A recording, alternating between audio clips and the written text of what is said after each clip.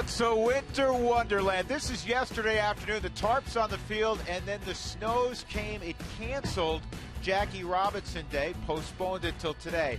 Almost 10 inches of snow fell downtown.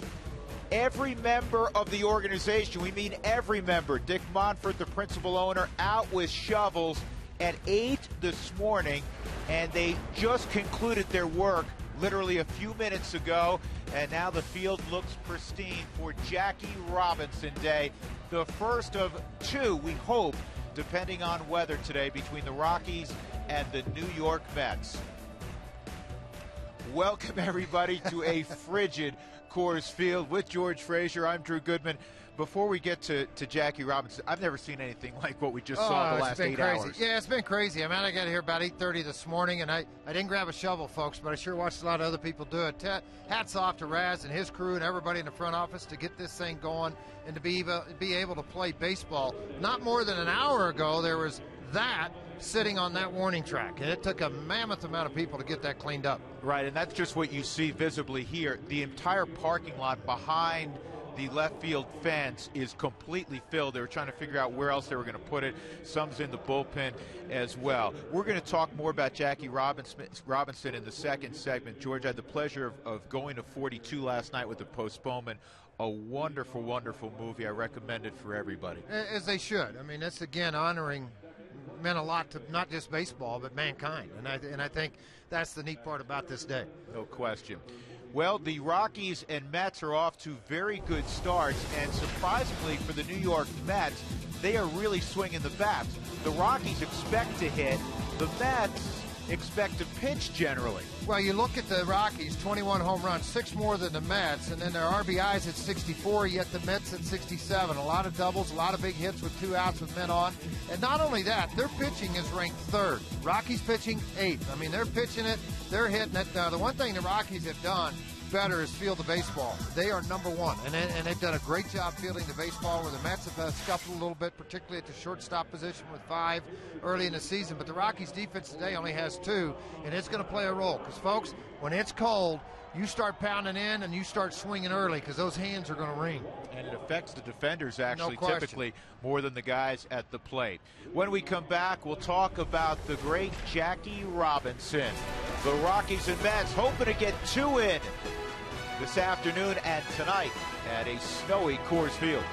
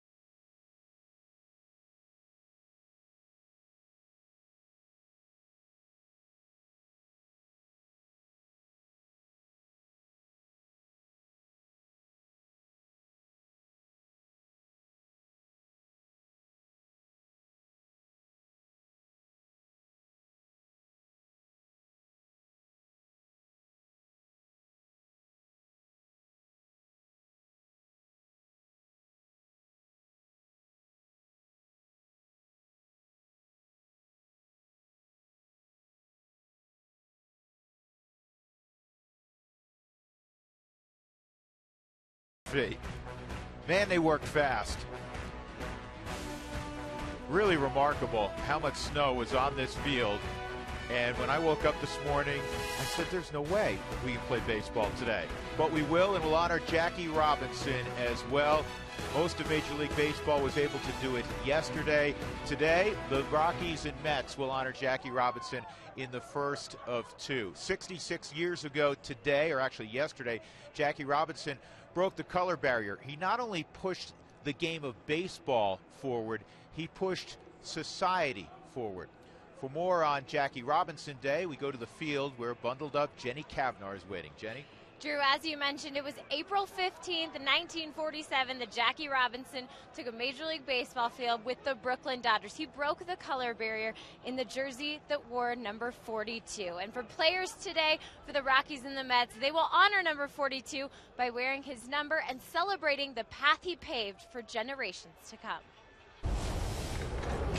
I mean, it's very special. I'm glad baseball does this for the game, and you know, it really shows the respect that they show for Jackie Robinson and all of the minorities that play this game. And you know, to have a special day set aside for, you know, in his memory and his name, you know, I think it's a great thing for baseball. It's an unbelievable day. You know, Jackie Robinson, to be able to endure the things that he did for all of us to have this game be better. It's remarkable. It's very significant. My first game was last year with a 42. I actually sent a picture to my dad with the 42 on, and he started crying, all that kind of good stuff. So it's a good day for me and my family. A special day for those that get to wear number 42 and those of us that get to celebrate it. 42 was retired by all of Major League Baseball in 1997. A few players were grandfathered in. Mariano Rivera will be the last player to wear that when he is set to retire for the Yankees at the end of this season. Drew? Well done, Jenny. A special day in Major League Baseball, a special day, I believe, for all Americans. The Rockies, amid the snow flurries, have cleared the field. They're getting ready for baseball. Rockies and Mets, come on back to 20th and Blake with us.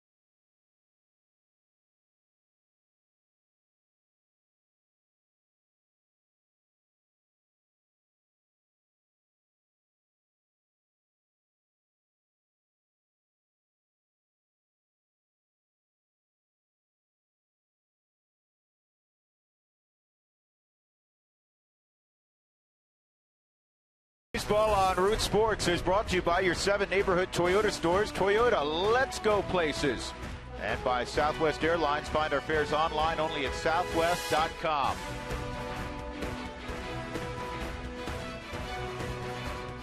Again, more than every employee, literally every Rockies employee, was out shoveling snow from 8 this morning until about 15 minutes ago.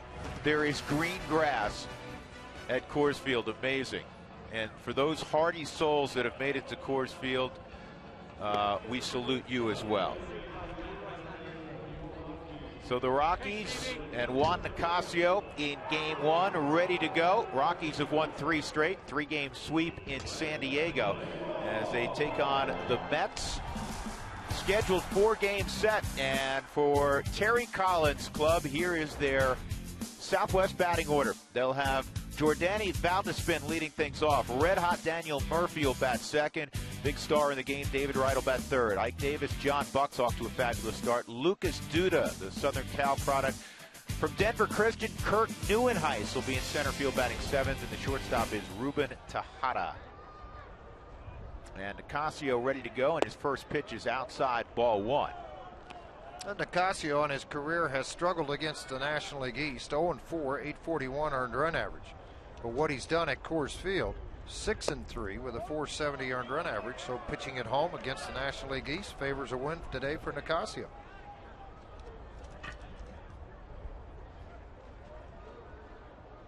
.39 degrees is our game time temperature, and the 2-0 pitch is in there, and it's 2-1. Time now for the Farmers Insurance game plan. Well, I think pace and rhythm in this ball game with a fastball that averages 92.8. Just pound the strike zone as much as you can. Get right back on the hill and really control your pace and the rhythm of this ball game. You'll keep your defense in it. It's a cold, cold day. Hitters won't like to have it on their feet. What are you doing?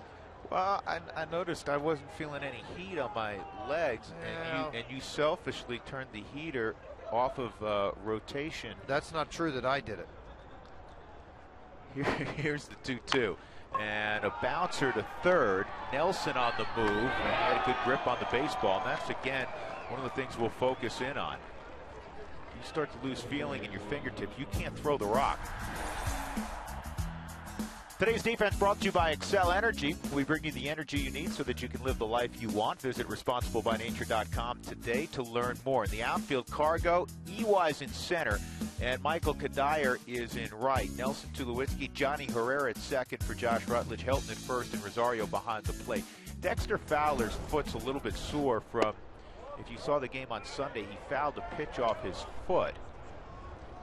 And nothing serious at all, but EY getting the start in center field. Josh Rutledge is fine. He's got the first game off. Johnny Herrera starting there. Ball 1 strike. And here's what we were talking about with Dex. Slider down and in, and he fouled it off the top of his foot. That was from Clayton Richard. 2 balls and a strike. Home plate umpire is Mike DeMuro. Let's talk about the players and the conditions that they have to deal with. Look at Mike. No gloves on Mike's hands. Well, Lance Barrett, Ted Barrett, and Alfonso Marquez are going to be chilly. Well, he's the one moving all the time. Those guys out on the base paths, they're going to bundle up just a little bit more. Nicasio behind 3-1. Nicasio this year has averaged 57% in ground balls put in play, and that's a good number. Some of the Rockies have been trying to really focus on this year. 56% for his career, and you were talking a minute ago, Drew, about getting your infield involved in a game. They're going to be involved in this game with Nicasio. Daniel Murphy currently 5th in the league in hitting at 381. He's had multiple hit games in 5 of his last 6, and he draws a walk there, so a 1-out walk. Murphy on for David Wright. I know who to blame for this weather. Brought it with him, didn't it? Yeah, it's the Mets' fault. Mets were in Minneapolis on Sunday, and they got snowed out in Minneapolis. They got snowed out yesterday here in Denver. Terry Collins saying, what's going on? 38 degrees Friday, game time 34. Sunday was 20. Well, they've utilized the meal money. Yeah. They've been eating out a lot. Everybody's gained 7 pounds. David Wright takes strike 1, right in at 293. Has yet to hit a home run. 9 RBIs. 21 home runs last year. He is the face of this franchise, especially since the departure of Jose Reyes more than a year ago. And people will tell you, not only is he a great baseball player, but he's also very active in the community. He's He's the Todd Helton of the New York Mets. He's just a franchise, face of the franchise. Does a great job on and off the field. He's always got a big smile. He's always very accommodating with the media. Very affable guy. Here's the 1-1, and it's inside, 2-1. Nicasio, 8 walks on the season now and 11 in the third innings. That's one little Achilles heel for Nicasio, has been the walks. Yeah, George, I don't know if you were this way, but there are some pitchers, and obviously Juan's one of them. He does not like the sleeves, even though it's frigid out there. He doesn't want it on the bottom of his arms. Yeah, some people don't like to pitch with anything attached to the arm area. This ball's hit well. And Kadyr's going to watch it sail out. The moment we mentioned David Wright is yet to hit a home run. He goes deep here in the top of the first inning, and it's 2-0 New York. His first home run of the year, RBIs 10 and 11. After working him in, and Nicasio, good fastball. We talked about the average of his fastball velocity at 93 miles an hour. Had thrown the fastball inside. Now they try to take this ball away, and that is not a bad pitch. I mean, you're talking about a pitch right at it or above the ankle area, and he just golfed it out into right center. Sometimes you just have to tip the hat to the opposition.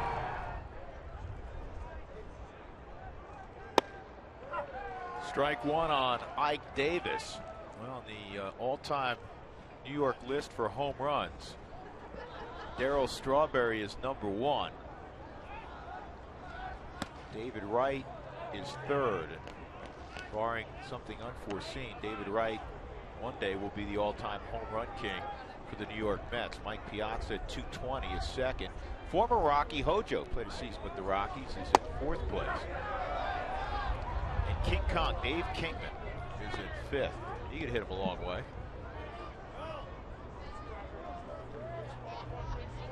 Ball and 2 strikes on the Arizona State product, Ike Davis. George, you played with his dad. Played with his dad, Ron, a right-handed relief pitcher that worked in setup man for Gossage in New York. On with Minnesota and a couple other ball clubs. Lives in the Phoenix area.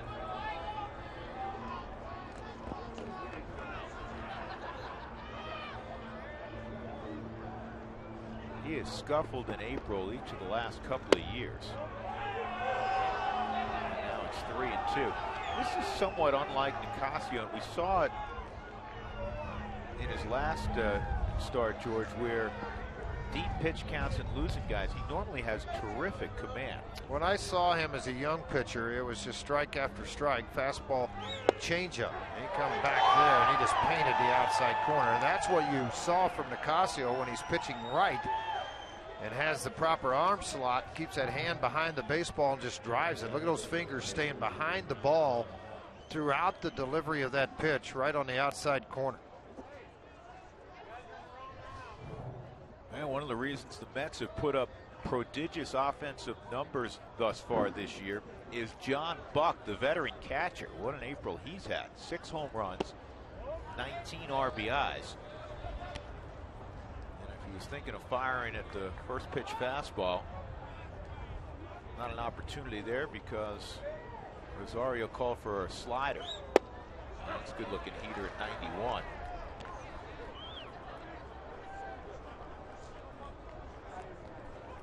Buck hit some home runs in bunches.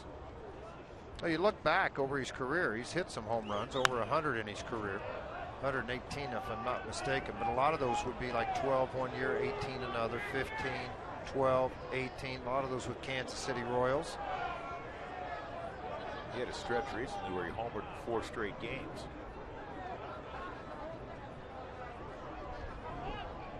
One, 2. And that's outside, 2-2. The official delay, 2 hours and 2 minutes. Well, that's not true either. 26 hours and 2 minutes. Yeah, you're right. Well, it was 6:40 start last night. I tell you what, they've got a pile of that out in the tunnel in left field, but let me tell you what, folks, you go out in the back parking lot back there, everything that was on this infield sitting out there. There's a pile of snow. Get a shot moment above the batter's eye that looks like it's about to fall over into the fountains.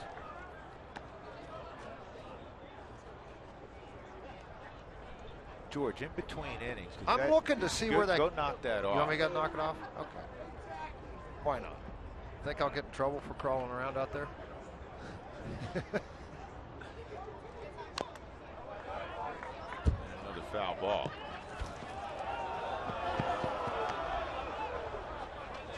Buck is the only player who's ever faced Nicasio. First start ever for Juan against the Mets. Buck 0 for 3 against Juan.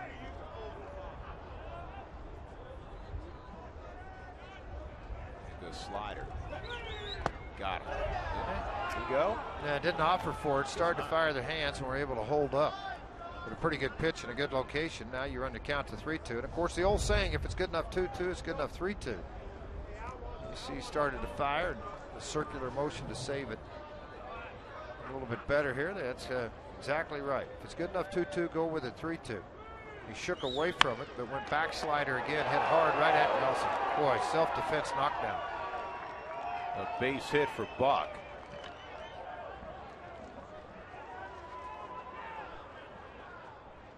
Yeah, hit very hard. This slider was more of a first pitch slider strike than put away slider miss. That ball just shot right at Nelson. You can see him try to turn sideways to handle the hot pocket.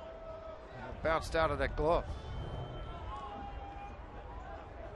So now big Lucas Duda. Duda is a big dude, 6'4" and 250 pounds.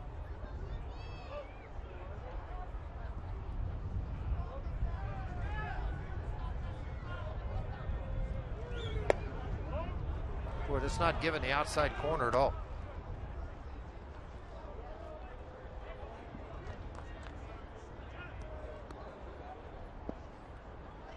Yeah, just missing off the plate. I mean, from our vantage point, courts are very high, but it doesn't look like Williams, who's doing a good job receiving the ball, framing it on that outside of the plate, not getting the call.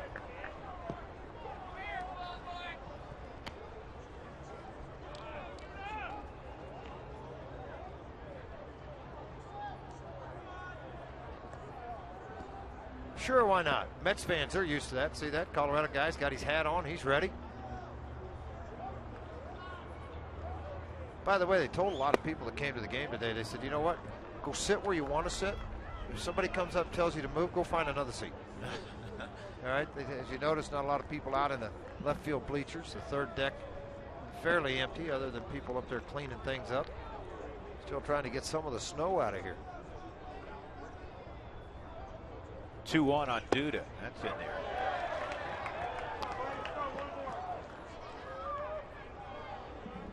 George, did you feel when it was extremely cold, it just, you felt like you never got loose? Well, that's the thing is, as a pitcher, I mean, you got to come in the dugout, go down the tunnel, sit by the heater, try to get your body temperature up, try to keep a sweat going if you can get one. I mean, it's 39 degrees right now. And foul tips held by Rosario. In the inning, David Wright hits a 2-run home run, his first of the year, and the Mets are off to a 2-0 beginning.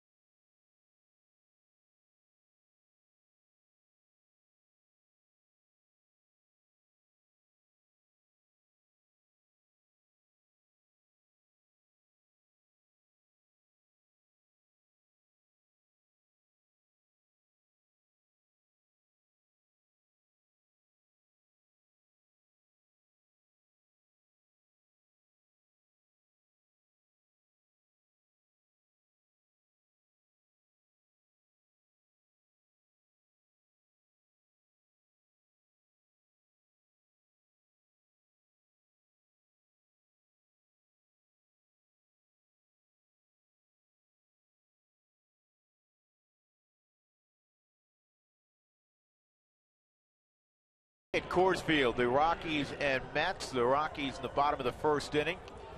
We'll begin with Eric Young Jr. Tell you a great story about EY and his dad relating to Jackie Robinson Day. Walt Weiss's batting order brought to you by Southwest Airlines. Johnny Herrera, last start for Johnny, he had 3 hits. He'll bat second, then Cargo, Tulo, Kadire. Todd Helton, he had the 2-run pinch hit home run on Sunday in San Diego to provide the difference for the Rockies in a 2-1 victory. Willeen Rosario, Chris Nelson, and Juan Nicasio. Big numbers for Todd career-wise against the New Yorkers. Dylan G is on the hill, making his 3rd start. He had a real rough outing in his last start, George. In fact, it was the shortest outing of his career. 3 home runs in the first 5 pitches. That's how bad it turned out. Started his career at 13-6, and then things have kind of slightly gone downhill since then, 6-7. This is a guy that will try to have a lot of pitchability and command with 4 pitches. His first pitch rides out of the strike zone, ball 1 on EY. The story I was going to tell about Junior, his dad, as I'm sure most of you remember, wore number 21. And there was a reason he asked for and received number 21. He felt like he wanted to be half the man that Jackie Robinson was. Wow. Felt like he'd be doing pretty well if he could be half the man Jackie Robinson was. That's going to go foul. Junior will come back. And you don't mind sprinting on a day like today. It helps to get that blood flowing. The Mets, when they built Citi Field, did something really unique. I've only seen it in their clubhouse, George. You know, when you come off of their clubhouse, as you're walking down the hall to go down the stairs to the dugout, they have a long hallway that's more than 90 feet with a base path, so guys can run sprints. It's a good idea. On that turf. Here's the 2-2 inside, 3-2. But that's a good idea.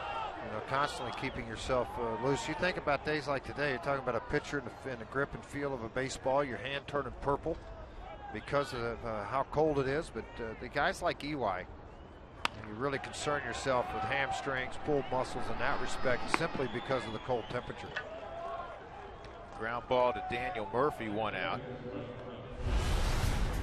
Mets defense brought to you by Excel Energy. We bring you the energy you need so that you can live the life you want. Visit responsiblebynature.com to learn more. Nieuwenhuis is flanked by Duda, who's not a good outfielder, and Valdespin. David Wright at third. As George mentioned, Ruben Tejada's had trouble at short. He's made 5 errors already. Murphy and Ike Davis, John Buck behind the plate. This staff has really enjoyed so far throwing to the veteran John Buck.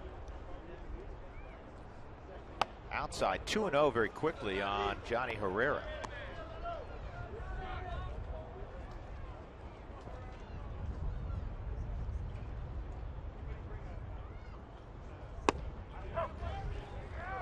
Typical of Johnny, he's going to take a strike, 2-1.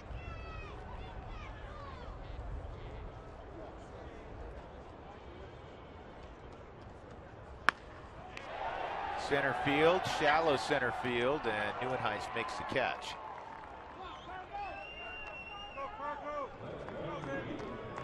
Two outs, and that'll bring up Cargo. Cargo had a productive road trip. 5 for 17, finished strong in San Diego. A couple doubles and a home run. Also walked 4 times, stole a base.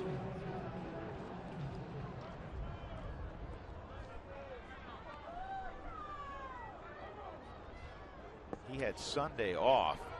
And the Mets are doing what the Padres started, and that is put a shift on. David Wright's the only player left on the left side of the infield. And George, it almost looked like there were 4 guys on the right side where Wright was initially. Now he slid over, and Cargo tried to take advantage of that. It just opens up the whole left side of the infield if you want to try to drop the bunt down and get things going. And on a cold day today, why not? With Tulowitzki behind you, see if you can pull it off and get that base hit up the left side with a bunt. Because even with David Wright, if you're going to play it, play it. I mean, go ahead and go back. Where you're playing now, if you're trying to take the bunt away, guess what? You're not going to get him. go ahead and play up the middle more. See where he is there?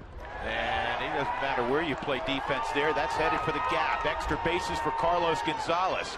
And this should be a triple. It will be easily a stand-up triple with 2 outs for Cargo.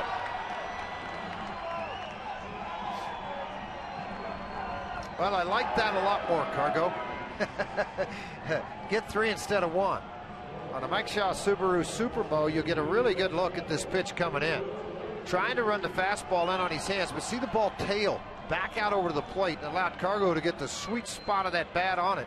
And when it got out to right field, it stuck under the fence. A lot of times that ball's going to bounce out of there. Remember, a lot of snow, a lot of things packed up in there. There wasn't a whole lot there. When Cargo waved one look and they haven't got to the ball yet, an easy stand-up triple. A chance to get a marker back here in the bottom of the first inning with 2 outs. Tulowitzki up there with a .325 average. Troy's already driven in 11 in 12 ball games. And he takes strike 1 from Dylan G.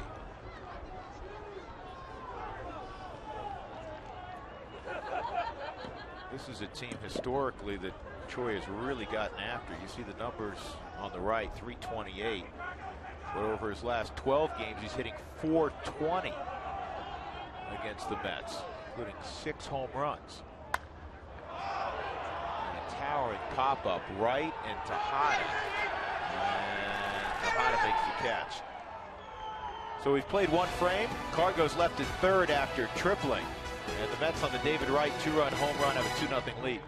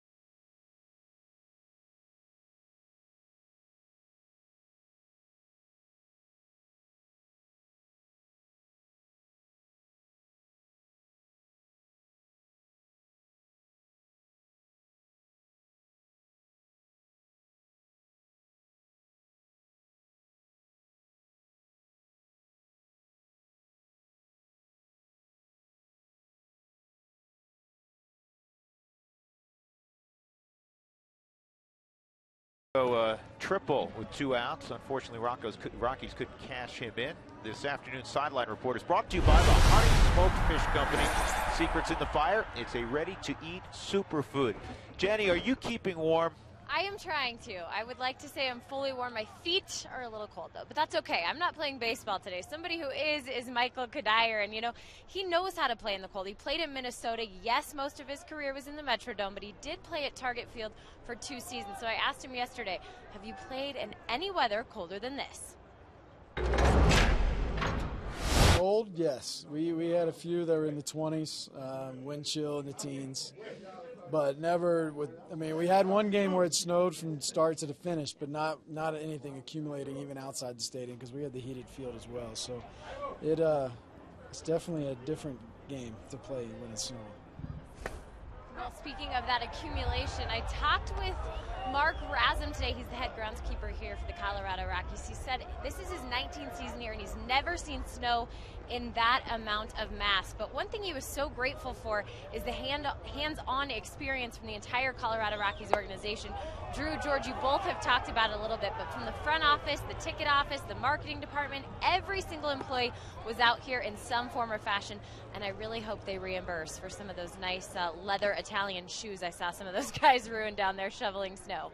Yeah, I talked to a few employees who were out there literally for 8 hours or 7.5 hours today. Neuenhuis is gone. Third strikeout for Nicasio on the first out of the second inning. Mark Razum, and we always talk about what a great job that Raz does with his grounds crew. This field is immaculate, and he deals with more weather conditions than any other head groundskeeper in baseball. And what they were able to do with the help of all the employees today, flip this thing around. George, we woke up this morning and it just seemed like there was no way. Well, you didn't anticipate it, but then, I started to say to myself, Raz is pretty good. If anybody can get it ready, Mark Razum's going to be the guy to get it ready with his crew. And it took everybody else, and I mean everybody, folks, from the front office on down that came down here and helped us. And I mean, it was a mess early on, but you can see they made it look like the middle of June baseball field. Yeah, the first process, and you can kind of see it. Obviously, we're speeding it up for you. We don't want to watch 7.5 hours of snow removal, but the first process was getting the snow off the main portion of the field, but then they had a berm that was about 700 feet long when you go from foul line to foul line, starting at the warning track all the way down. It's actually bigger than that because you had the berm out in the outfield also, and the berm was 4 feet high in places. It was crazy, and how much work they had to do and how much they had to push and get things done.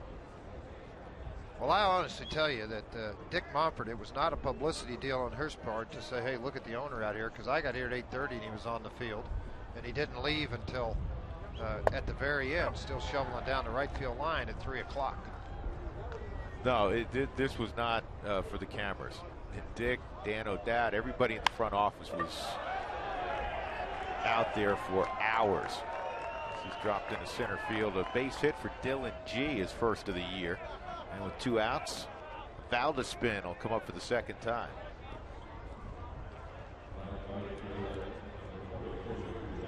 Coldest home games, and the game time temperature, George, was 39, and I'm sure it's going to drop.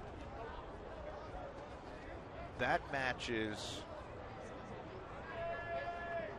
I would get 1, 2, 3, 4, 5, sixth coldest game, and there's been 3 other games that started at 39 degrees. April games at 93, 95, and 97. Coldest ever. 28, wasn't it? Or 29, April, like that? April 12th, 1997. Game time temperature 28 degrees. And fittingly, the Montreal Expos were in town. You never knew how cold it was there, though, until you played in Old Jerry Park. And then they went to the indoor deal. I remember watching games on TV when it was growing up, and the Mets were playing up at Jerry Park against the Expos. 1-0 on Valdespin. He bounced one to third his first time. That's in there for a strike. Just to warm you up at home, the warmest home games ever, 100 degrees. Last year on June 25th against Washington. Ground ball to first, that's foul.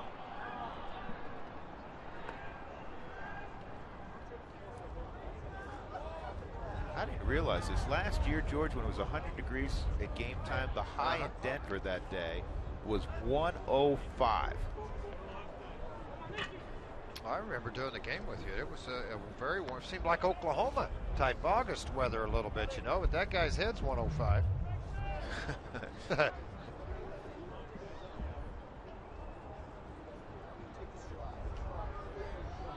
1-2 on Jordani Valdespin. Back and forth last year between Buffalo and the big leagues. 5 times did he go.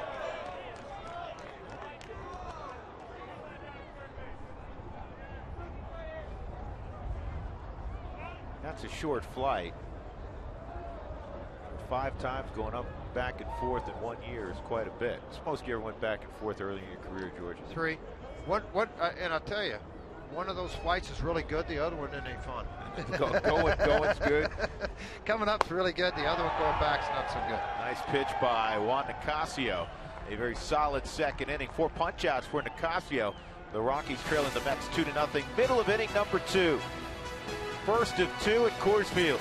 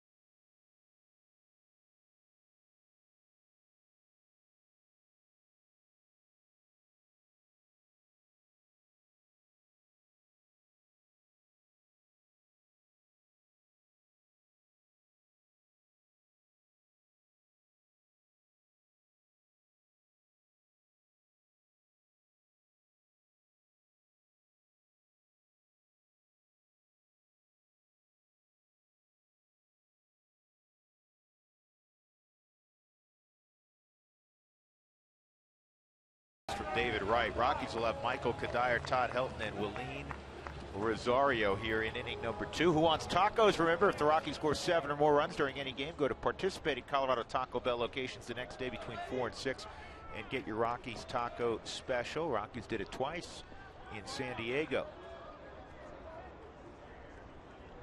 Kadire against Dylan G, and that fastball's in there for a strike.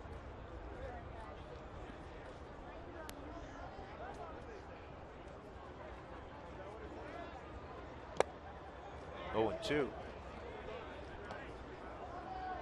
Oh, somebody's been playing in the snow again. Or is that your little imaginary buddy you brought with you?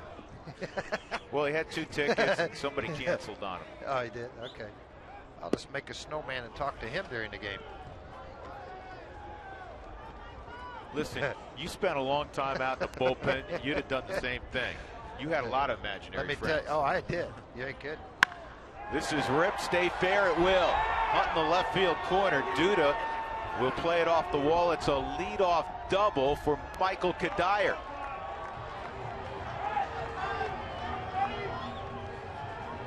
Boy, he's come out of the gate swinging the bat. Well, he's doing everything because he's healthy. It's not any different than what he did with a Minnesota Twin uniform either. What the Rockies expected from Kadire, now being healthy for the entire year and coming into camp ready to go. It's carried over to the season. A shot right down that left field line. And an opportunity for a red-hot Todd Helton to swing the bat.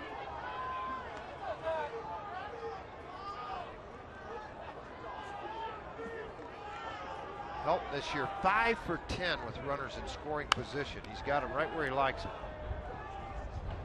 Time now for the big hit presented by Mako, the company that prepares all kinds of hits. Well, Todd Helton on Sunday pinch hitting, and for the 3rd time in his career, he left the building as a pinch hitter. That gave the Rockies a late 2-0 lead. They'd hold on and win 2-1. Got that dugout fired up. That's a strike. 0-2. Check out your local Mako for collision repairs and auto painting for as low as $349. Visit Mako.com today. Todd will try to move Kadire along. Leadoff double for Michael.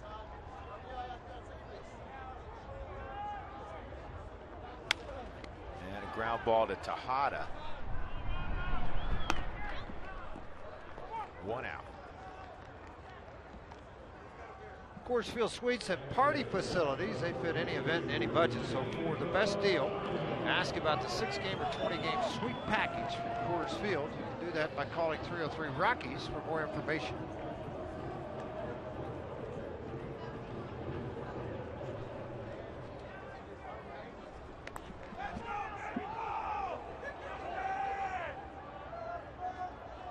Rosario with 4 jacks, 10 driven in. Willeen had Sunday off. Torrealba caught De La Rosa. Great outing for De La Rosa. 6 shutout innings. First win in a long time for De La Rosa. So it's back a couple of years, and George, for De La Rosa, 11 straight shutout innings since the 3-run home run in the first in San Francisco against Hunter Pence.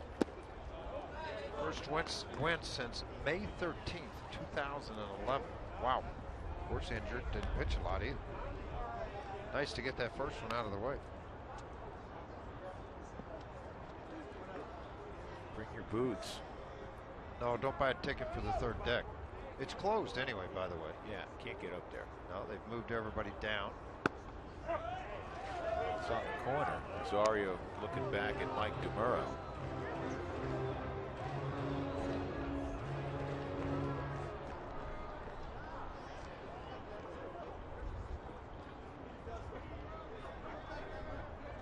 Looked like it was slightly off the plate. Catchers generally have pretty good eyes. Well, they usually get the benefit of the doubt with the umpire. There's a poke single to right. Kadire is going to get a green light. And the throw is on line and in time, but the slide underneath, safe at the plate. Michael Kadire underneath the tag at John Buck, who's arguing with Mike DeMuro, and here comes Terry Collins. And I think live it was the right call. I think Kadire got his feet in. An excellent throw by Valdespin. Part of the thing is Buck got way up in front of the home plate trying to shorten the distance and then come back and then put his foot there. We'll take a look at this. I love Rosario's shot on this. This is a slider in a pitcher's count. Then here comes the throw from the outfield. It did, to me it looked like he beat it there. Let's look at Buck. See, Buck goes out in front. Absolutely. Foot came right across the top of the home plate area. Before the tags applied, almost both of the feet, and then he hit it. A 2-1 ball game and an RBI, his 11th for Rosario. Chris Nelson at the plate. You get an ideal view of it here overhead. Yeah, his shin was across the middle of the plate by the time the tag was applied. And this is getting through the middle. Chris Nelson, a base hit. Rosario will shut it down at second. And the Rockies have 2 on now with 1 out. And Nicasio coming up, trying to move him along for Eric Young. One of the best things about the Rockies lineup, yes, you have power. Yes, you have some speed. But what you have is a lot of consistency throughout that lineup. That's fairly obvious. The bottom can hurt you just as easy as the top of that lineup. George, you know what I loved about the swing of Rosario is that he went to what Dante Bichette has talked about all spring. A 2-strike approach. He just kind of towed up, and Dante famously just spread out. There was no stride with 2 strikes. That's more or less what we saw Willeen do there behind in the count. And a slider that was stayed up in the strike zone, so it made it a little bit more hittable for Willeen, and he took advantage of the mistake. You got to get this bunt down. The Rockies right now, with 2 outs and runners in scoring position, have hit .275 on the season, so you hope to get these 2 moved over and let EY do a little work. They are 4th overall. The St. Louis leads it, hitting nearly .400 with runners in scoring position and 2 outs.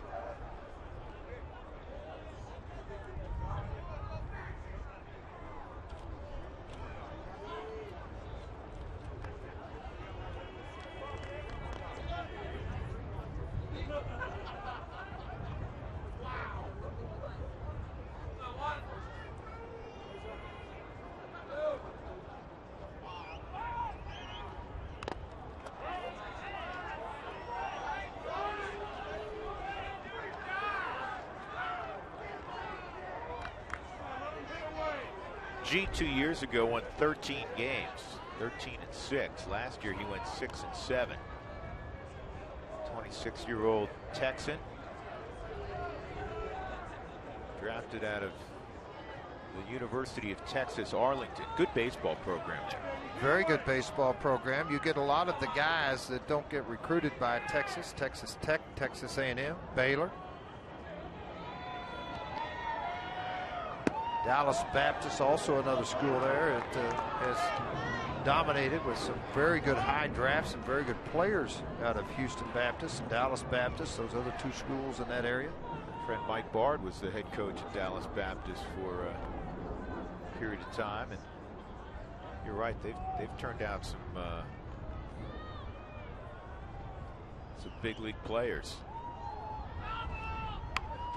That goes foul. Nicasio upset with himself. He does not get the bunt down, so there are 2 outs, and Eric Young will come up. Well, you're disappointed because it's one of the parts of being a pitcher, starting pitcher, and have the ability to move those runners over because it can only help you with a base hit. And possibly put you ahead in this ball game, 3-2. So EY coming up there. Most notable product of Dallas Baptist, Ben Zobrist.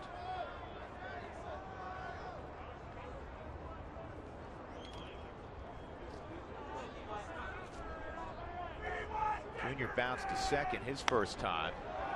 And this is popped up. Easy play for David Wright. He's got it. That puts down the inning, but the Rockies get a run. Michael Kadire leadoff double. Willeen Rosario brought him around.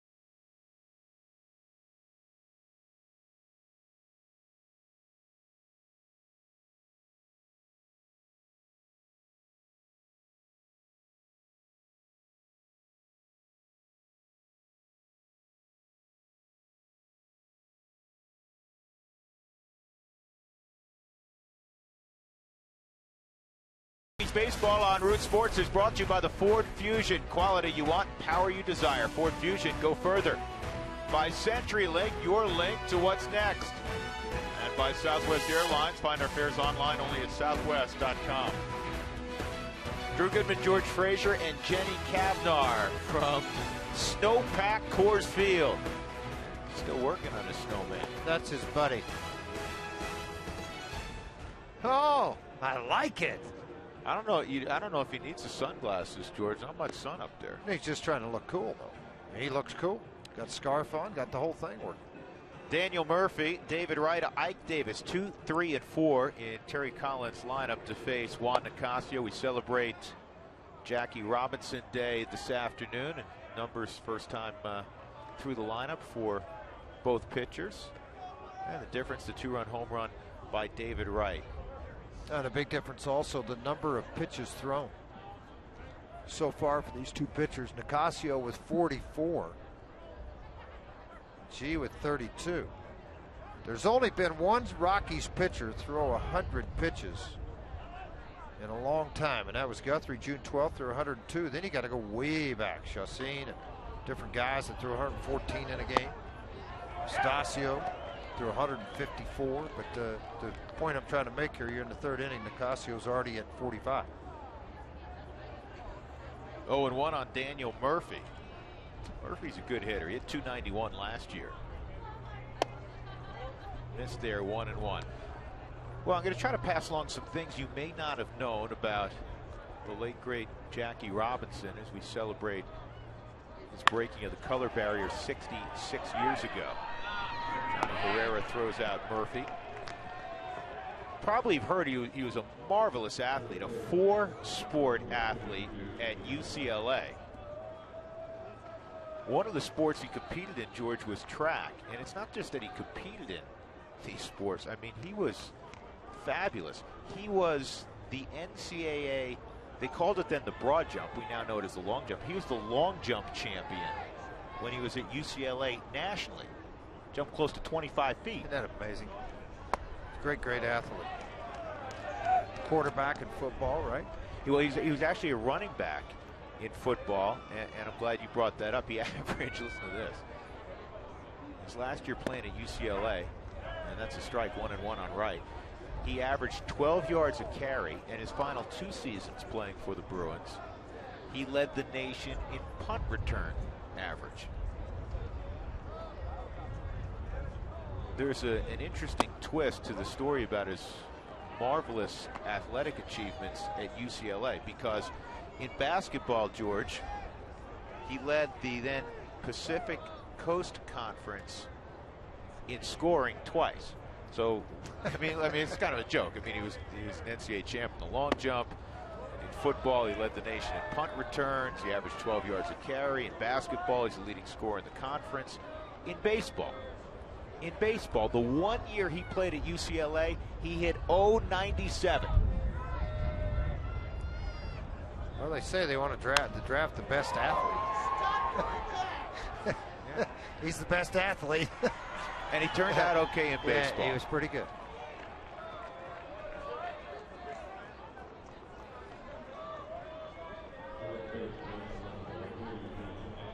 Rockies fans, this season, we want to answer your questions on air during Toyota Talk. Text Toyota followed by your question to 720-720. Watch as your questions are answered, provided we have enough time. In the 5th inning, first-time texters, you get a free day pass to the Denver Zoo, courtesy of your neighborhood Toyota stores. 2 outs, and Ike Davis at the plate, caught looking on a 3-2 pitch his first time up. He may wind up, George, more than any hitter in his load, if you will, that I've seen in baseball. I mean, he really gathers himself. Way onto the back foot, almost starts there, and then he'll turn and go back the other way. The thing is, it's that movement with the hands. You feel as a pitcher, maybe if you're a little velocity, and I'm talking 91 and above, that you can get the ball by. But the one thing, if you make a mistake middle half in on Davis, look out. Strong man. 1-1 on Davis. Traditionally has hit well in this ballpark, 7 for 16 in his career.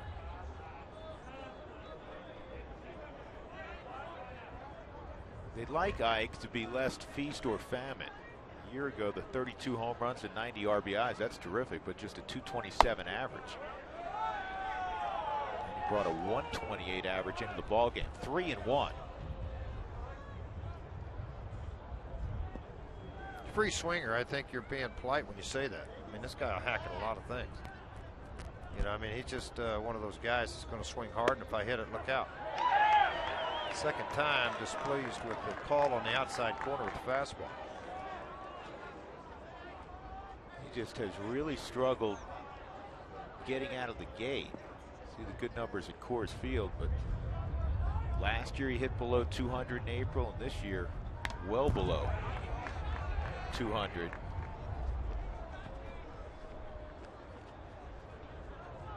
And here's a graphic to support what we're talking about. Bad Aprils, bad first half. Second half, he picked it up, 20 home runs, and far more respectable 255 average. 3-2 with 2 outs on Ike Davis. Well, the other thing people don't realize, coming out of high school, people didn't know whether they would draft him as a pitcher or as an outfielder. He played right field, he pitched, ran it up to 93 miles an hour on the mound. Very good slider. Went to Arizona State, continued to pitch and hit, but the hitting really surpassed what was happening on the mound. And he closed some games at ASU. Got him. Took something off. Ooh, hold on. Get back on the field.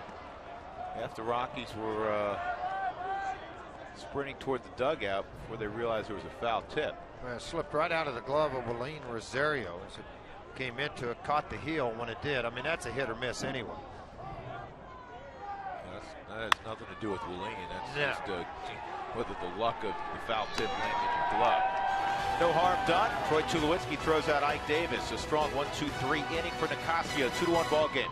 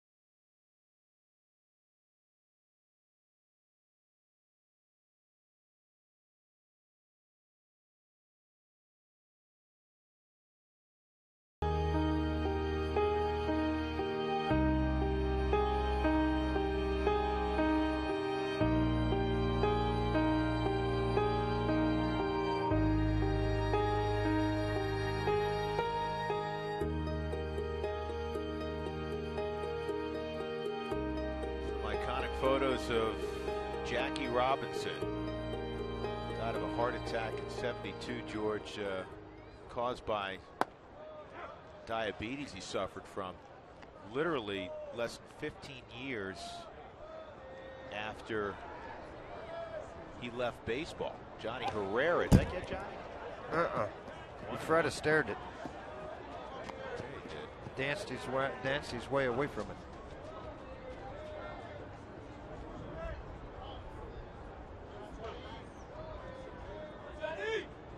Cargo on deck. Johnny hit a line drive to center field that was caught by Kirk Neuenhuis his first time.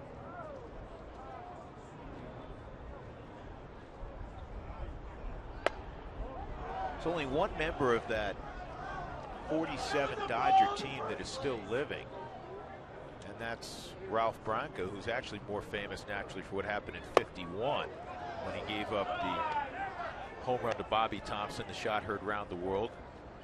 Ralph's daughter is the husband of Bobby Valentine, the wife of Bobby Valentine. And another opportunity for Neuenhuis.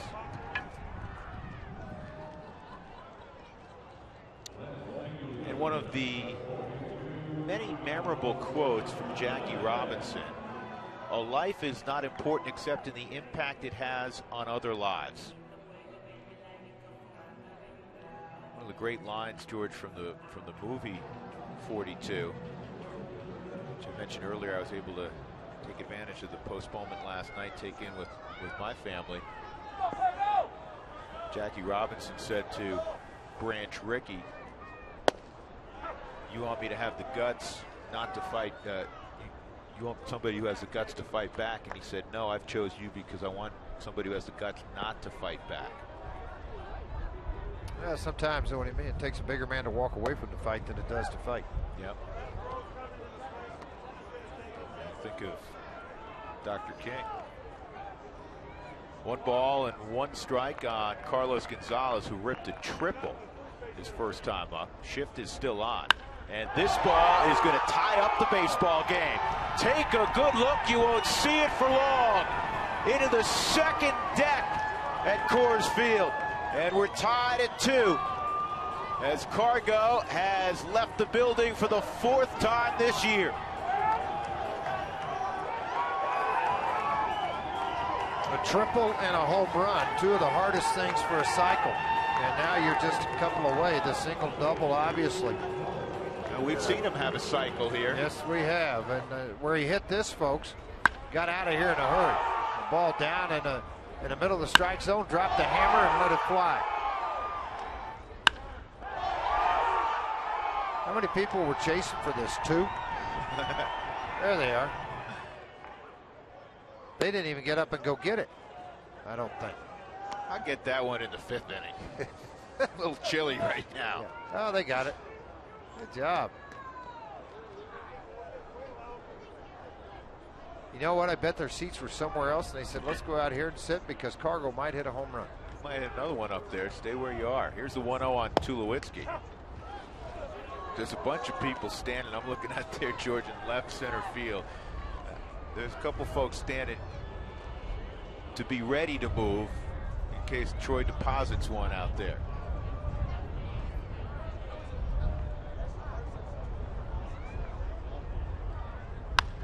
Ooh, that's off. You got to be kidding me.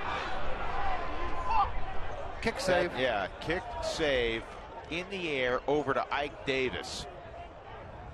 He'll check on Dylan G, and he's saying he's okay.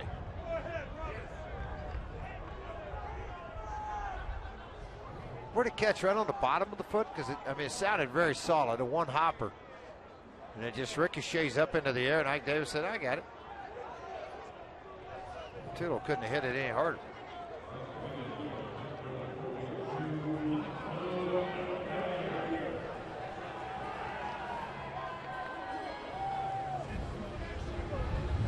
Kadire doubled and scored last inning.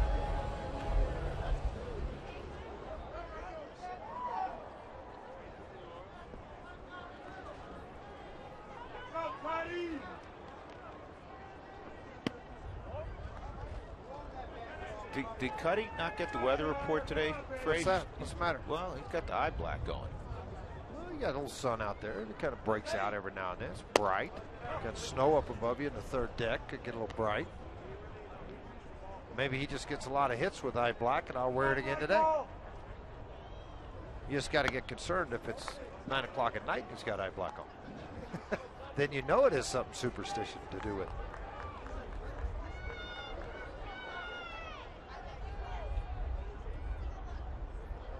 Two and 1 on Kadire. And this is fouled off and out of play.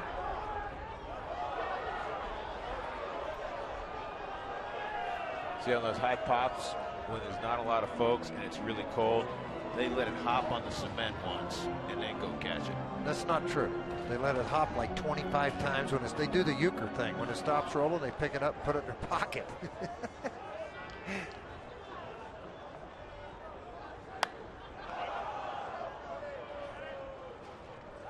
Up out of the third deck, down to the lower level. Stuck in the snow, and they got it.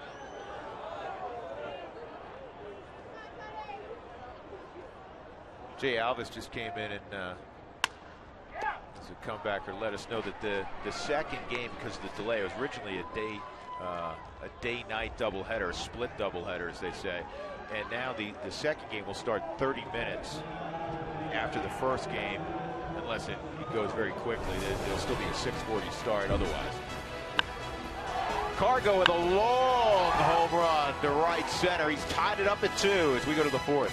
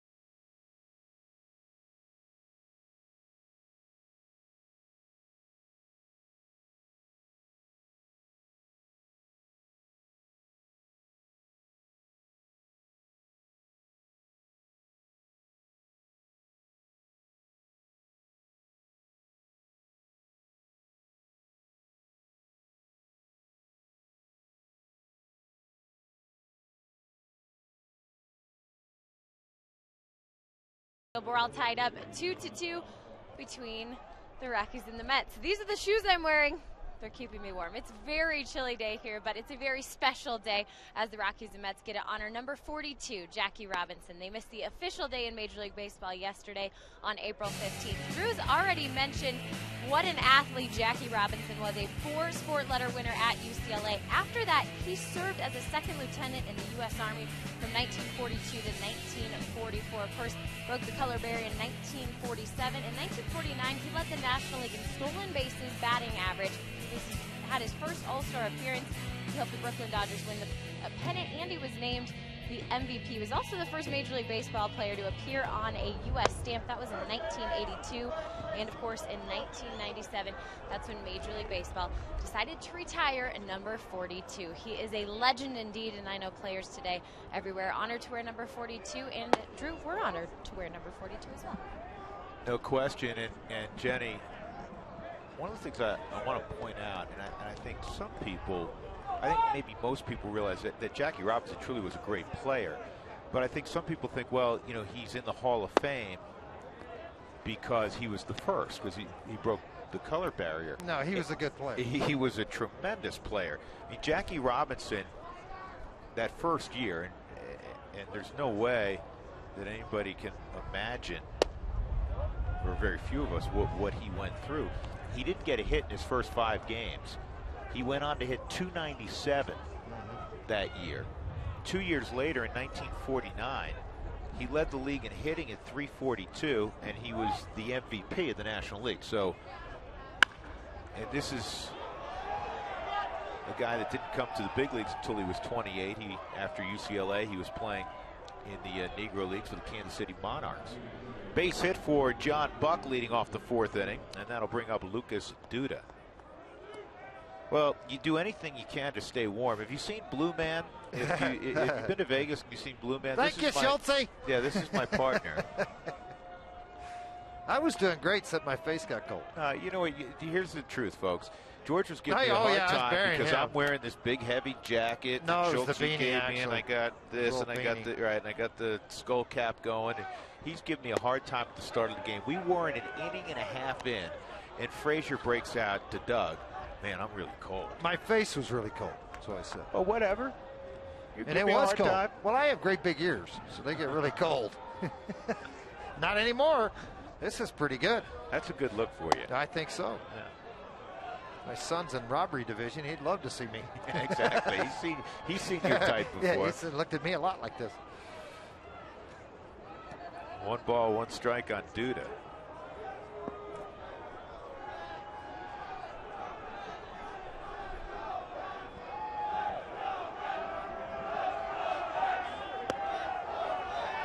And it's inside, 2-1. Is that better? You like this better now? No, you pulled it down. I actually think you.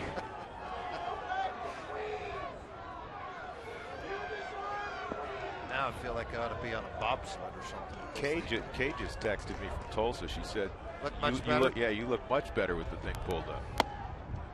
Outside, 3-1.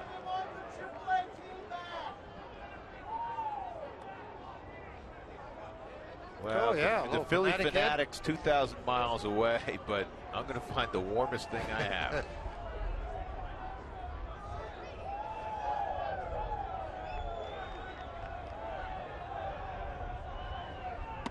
And that's way outside. And now Nicasio, after the base hit, walked Duda. 2 on, nobody out for Kirk Neuenhuis. Got a pitch count 76. You're just here in the top of the 4th inning right now with nobody out. Conversation out to the mound, trying to get the cold out of your head. I think that's one of the most difficult things for Latin American players. They're just not used to this kind of weather. And you're going out trying to grip the baseball, you're trying to get yourself warm, you're shaking, you're doing everything you can, and just nothing's working. Wells Fargo customers get your 2-for-1 Rockies club level seats today by going to wellsfargo.com/Rockies. Wells Fargo Bank, member FDIC.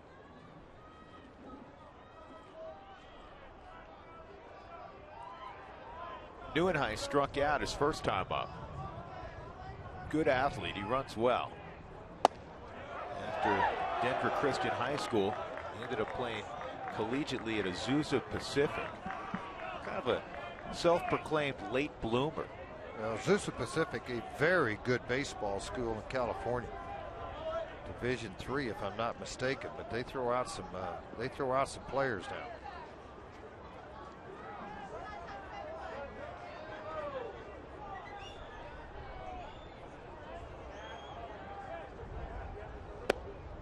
That's dropped in for a strike. That's 0-2. Has it gotten hotter? Oh, 2 degrees, 41. It's heating up. It's a south wind blowing all the snow out of here. Cold weather. Okay, suntan lotion? Not yet. 1-2.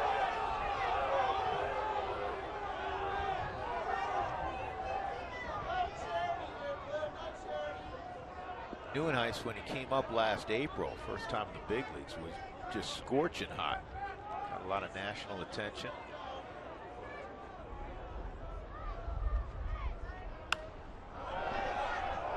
Ended up hitting .252 last year. 7 home runs, knocked in 28, 282 at bats.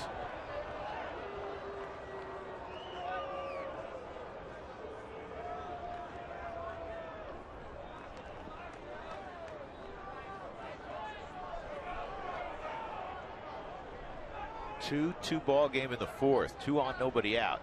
Swung on and missed. And Nicasio punches out Neuenhuis. And that's his 5th strikeout. Let's go to the Mike Shaw Subaru Supermo. His 5th strikeout coming into the ball game. He had 4 strikeouts on the year. Elevated fastball on the hands. Really couldn't get his hands close to the body, do anything with it. Good pitch, Nicasio.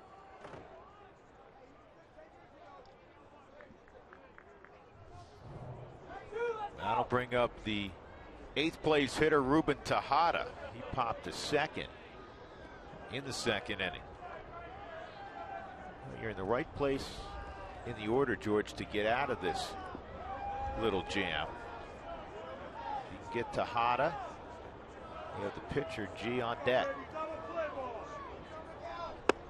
Good pitch. You can obviously tell Nicasio feeling this chilly temperatures. Fastball's been 88 to 91 today. Yeah. Normally 92 to 96. Yeah, that's why I asked you earlier, George. Yeah, hard to get loose. If it's more for them, I loose. think. Well, for them more than anything, mentally they just aren't used to this type of temperature. It's difficult. Toward the hole and off of Helton in a short right field. That's going to score a run. It's a bad break. Ruben Tejada shot it to right field. And it ends up plating John Buck. Lucas Duda went first to third, 3-2 New York. Fourth RBI for Tejada. I mean, it's just a nice job of hitting here. And a tough break is right, Drew, just what you called. Because this ball's hit so far inside out. Helton two-step dive hits right off of the glove and then squirts into the outfield. And because Helton was able to deflect it at all, that slowed enough velocity down for them to go ahead and send the runner in, John Buck, the catcher, from second base. But now you're back first, third situation. They're going to try to obviously advance and get the runner at first, Tejada, into scoring position.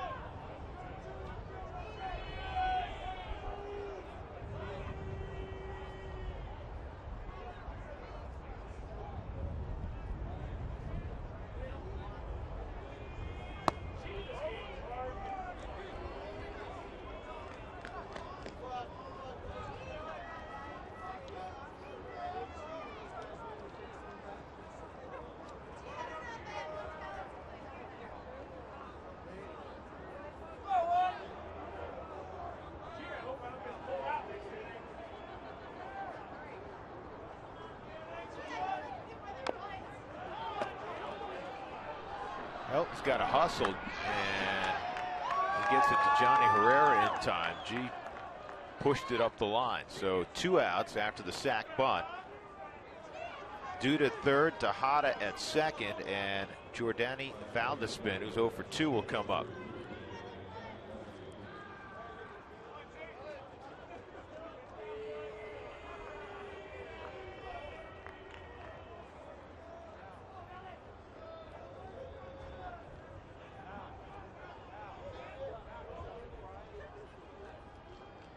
Bouncer to third and a strikeout for Valdespin. Real important here that Nicasio is able to retire Valdespin. Rockies trailing 3-2. Pretty good speed at second base. So you throw out a base hit here and you're down 3 in all likelihood. And it allows you to get a little bigger lead too, because it's with 2 outs. The Colorado Rockies home run for the homeless 5K is Sunday, May 12th. Go to therockies.com/5K for more information. With 2 outs, typically you're going to let your defense sit.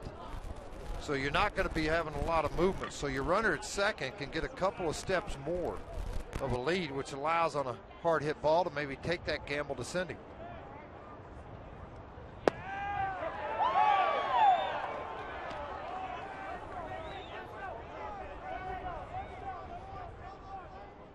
Quite a difference. The Mets with 2 outs and runners in scoring position this year have hit .214. With runners in position any other time, .411.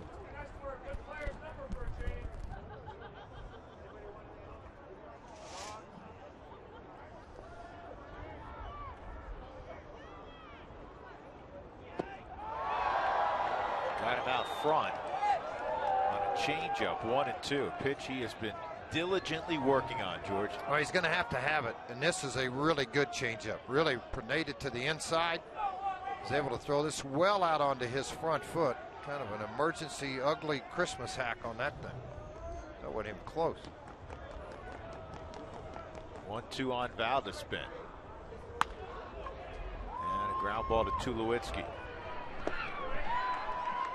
In the inning, there was a couple of hits and a run, so the Mets have taken a 3-2 lead as we go to the bottom of the 4th. Helton will lead it off.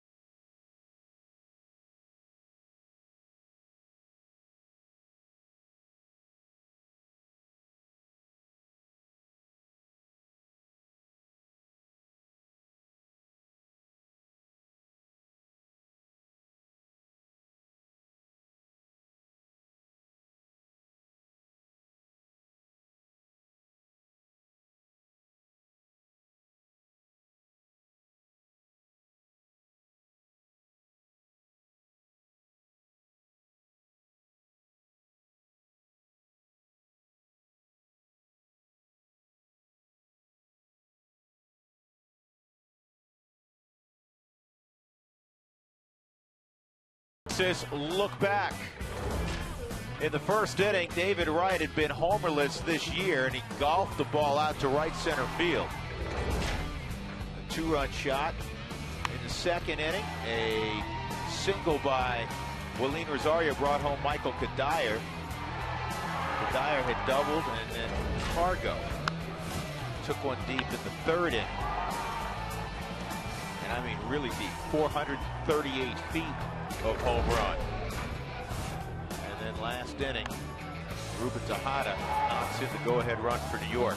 All of that brought to you by Cooney Lexus, where luxury has an address.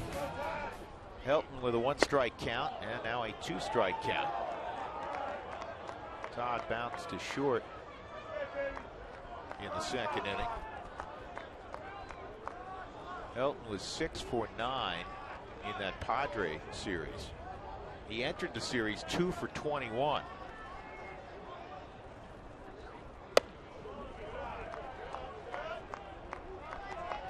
Rockies have an on-base percentage this year when leading off an inning of .396, which is the best in baseball.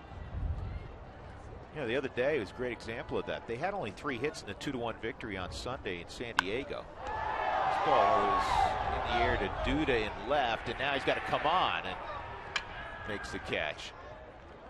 But the Rockies were aided by 6 walks.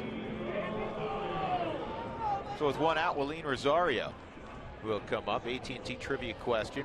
Jackie Robinson was the first African-American to play in the National League. Who was the first African-American to play in the American League?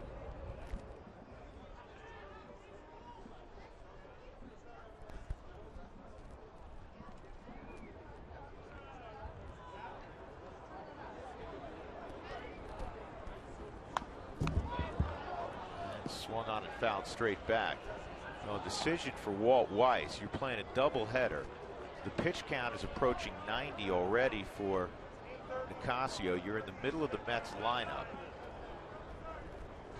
He's got Edgemer Escalona up, and that may be, George, if it's an RBI situation this inning, you let him go back out there for the 5th inning. Again, the circumstances are a little different because you're playing a doubleheader today, which is going to tax your bullpen potentially. Well, and the hard part too, Drew, to add to that, you can't make a player move. With Colorado Springs is sitting in Reno right now. If they were at home, you know, then you could make that phone call about the 6 or 7 if you needed to add pitching in between ball games, which you can do that. That's a little hard to do when they're sitting in Reno. So Escalona, the right-hander, plus Nicasio is 2 away from him to get the swing to bat here. This is in the air to right center field, and Valderspin gets over there and makes the catch. The Rockies also will need somebody who's not currently in their rotation to make a start on Saturday. Yeah, if the doubleheader happens, if they go single, you're still going to have to with the doubleheader today. So it's going to have somebody for Saturday, right? Yep. You know, there's some candidates for that. That's a decision Walt and Bill Guyvet will put their heads together along with Jim Wright and Bo McLaughlin and come up with the guy. Because last Friday, the Rockies began a stretch where they were going to play 20 games in 20 days. Now they had the postponement yesterday, and that's why it's going to throw off their rotation against the Diamondbacks.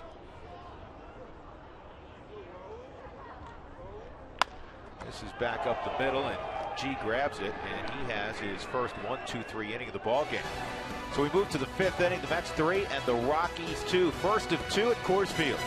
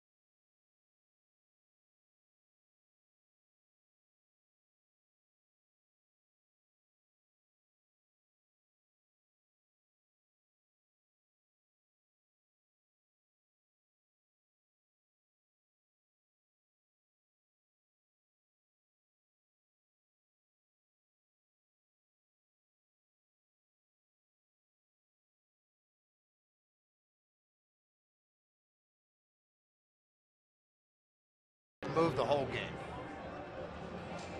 He's got a stoic expression. He's upset. His club is down by a run. Juan Nicasio out there at the top of the 5th inning, and the Mets will have Murphy, Wright, and Davis in the 5th inning. Scratched out a run last inning to take a 3-2 advantage.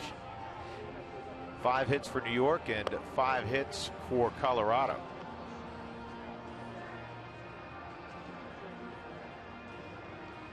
They're moving their snowman, huh?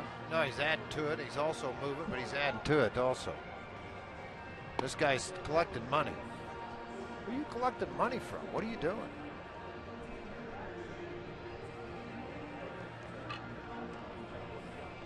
Today would be a good day to be a glove salesman. What do you think? You know, if we could open up a kiosk right now, George, I think we'd do brisk sales. I think you're gloves, right. hand warmers, beanie caps like yours. What's the deal? Help me out with something, George, because you have an answer to most things. At what point in time did that fan? That's fine. You're a baseball fan. I love all baseball fans. You're going to go to a Rockies Mets game at Coors Field in Denver. At what point did it seem like a good idea to put on my Angels jersey? When he got out of bed this morning. Is that one? Okay. Yeah, it's an Angel fan.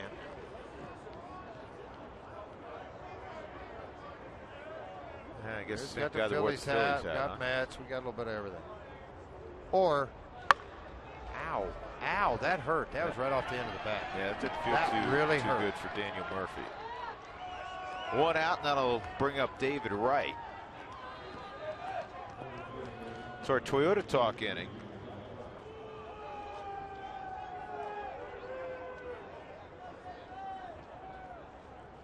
David Wright, a 2-run home run in the 1st and a fly ball to right field in the 3rd. First question, what do the players do between games of a doubleheader? Devin in Denver. Now, if it was a day-night doubleheader like this was originally scheduled, and it was 1 o'clock and 6:40, and there was a couple hours between games, sometimes guys play cards, guys relax a little bit. This ball's pretty well hit, and it's going to go out. David Wright has hit a 2nd home run, and it's 4-2 New York.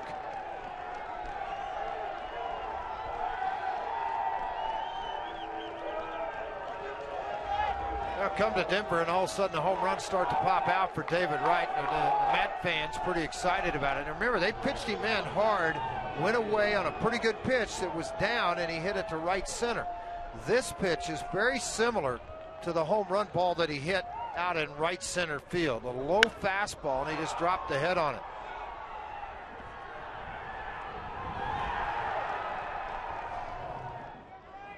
Drew's talking about in between games. A lot of times you go in, you change.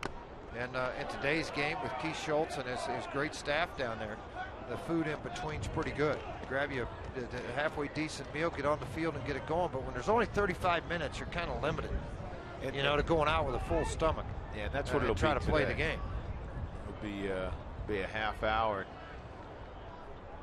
Turn it around and tee it up again. This is in the air off the end of the bat. The car going left. 2 outs. Who else had such an influence on baseball like Jackie Robinson did? I think Roberto Clemente did. For Latin players. I think he did. I think, there was guys in Latin America that played a very big role in the success of players coming here and having success. Rico Cardi being one of those guys, played for Cleveland for a number of years in the DH role. As a first baseman. I mean, you walk down in the Dominican and you walk the streets, and if you happen to run into some of these players, former players, I mean, it's like Babe Ruth walking down the street. They're idolized there, as they should be. 2 strikes on John Buck. For David Wright, by the way, that was the 19th time in his career he's hit 2 home runs in a game. He's never hit 3.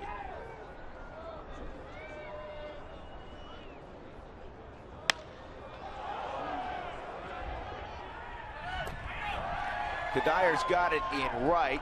It's 4-2 Mets after the home run by Wright to straightaway center field.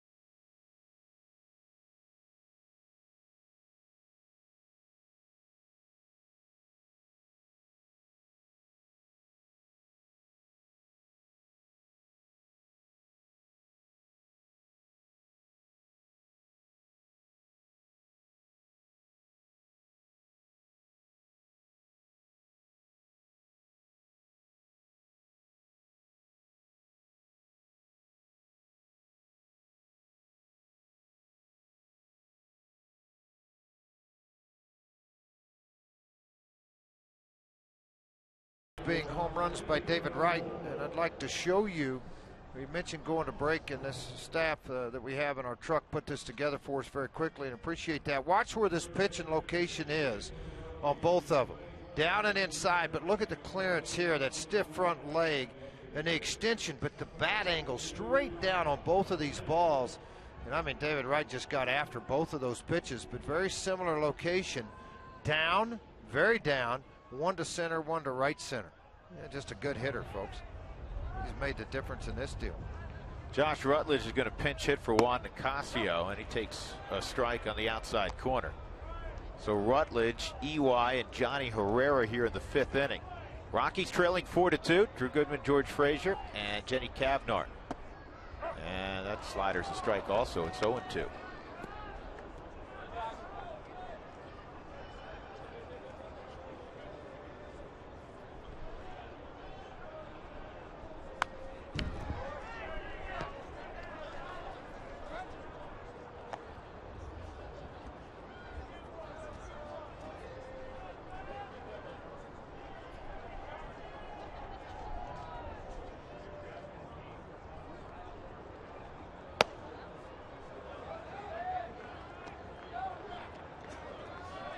Two on Rutledge.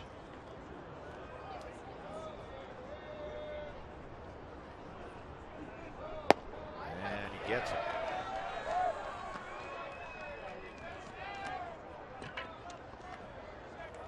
Second strikeout for Dylan G. Eric Young Jr. is over 2. He's coming up. Thanks for texting in your questions to Toyota Talk. For more answers to your questions, visit the Root Sports Facebook page, facebook.com/Root excuse me. Speaking too quickly.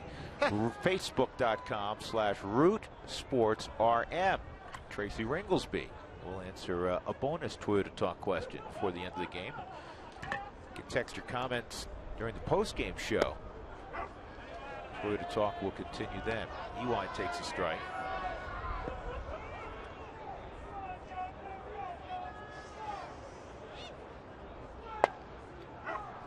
And 2 strikes. I tell you what, G's really starting to settle in. Live and hit his certain spots. And that second pitch to EY, a little bit up and off of the plate, close enough to be called by DeMuro behind home plate. You really see how G's getting in his rhythm on the mound.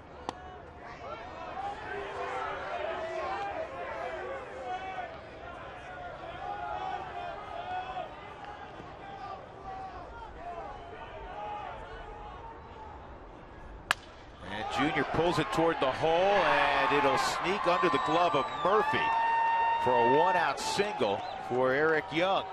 Not sure they would have had EY even if he feels the ball, but it almost, when he dove for the ball, he looked like he was anticipating the ball to come up as it got right to the lip area of the infield.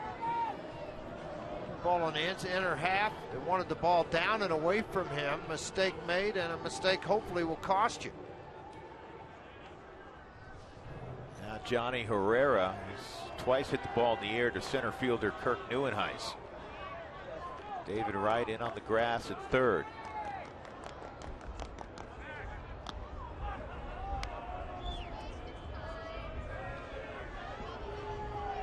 I was chatting with David earlier today, and I said, what do you recall is the coldest game you ever played in? He said, smiled and said, maybe the one I'm going to play in 2 hours from now. It's gotten hot now. It's 41.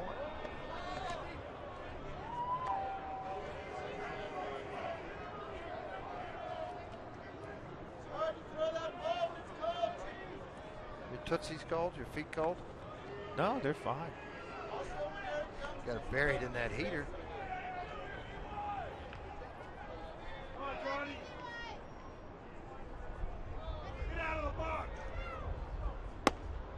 On the inside corner, 1-1. 2 home runs by David Wright, as George was describing. The Mets have now hit a home run in each of their first 12 games. It's a continuing record for the Mets. It's the longest streak they've ever had opening a season. The previous mark was 8 straight to open a season, and they're the only team in the big leagues to hit a home run in every game they've played this year. Also matches Tampa for the longest stretch in the last 6 years in baseball. Start of season.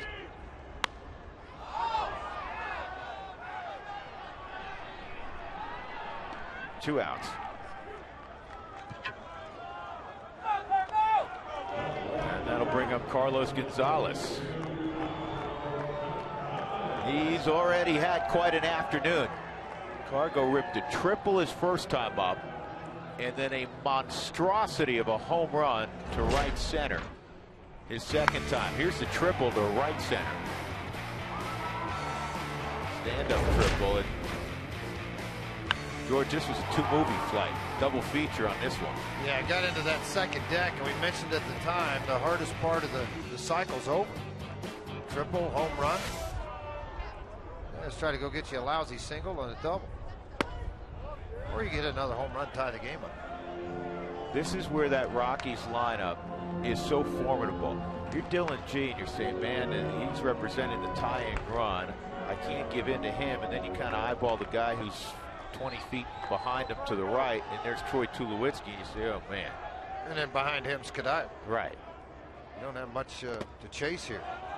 Ball in the dirt. Ewald will move up. Heads up, David Wright. They had the pull on so bad, overplaying Cargo, that whenever the ball got there, they wanted to make sure they had coverage at third base. David Wright had to take off flying. He was basically playing up the middle. This ball's going to hit the dirt. Here's David Wright, your third baseman. He's going to go to the second base bag in case there was a play. Then he had to break and head to third base.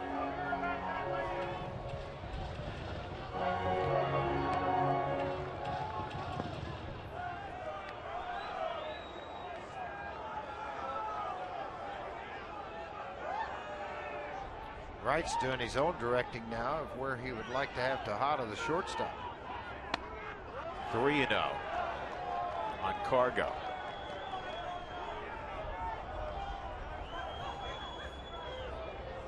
I don't know if he's going to throw him a 3-0 fastball, George. Why would you? I'm thinking he won't.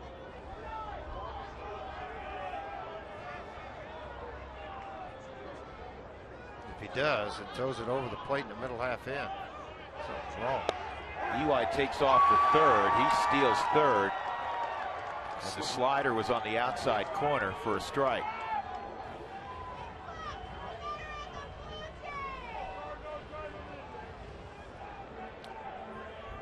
Talked about not giving him a cookie cutter fastball to hit, and he didn't do it. It was slider, but then there's no coverage there. You're basically in a foot race with David Wright. And ball fourth. That will allow Tulowitzki to hit with 2 on here at 2 outs. Well, there's good walks, there's bad walks. That's a good walk.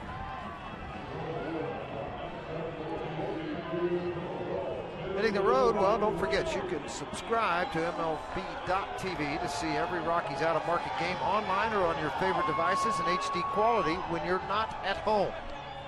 Go to Rockies.com, find out more information.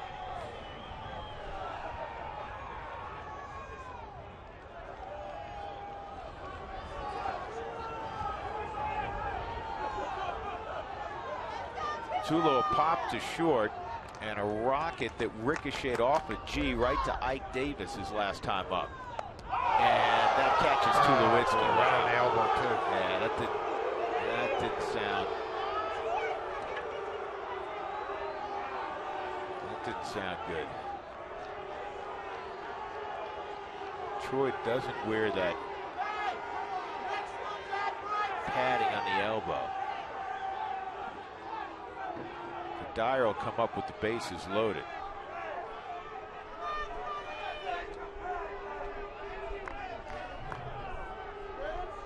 Fastball that's riding on the inner half of the plate. Troy trying to curl and get out of the way of this thing, and it caught him flush right on the back of the elbow.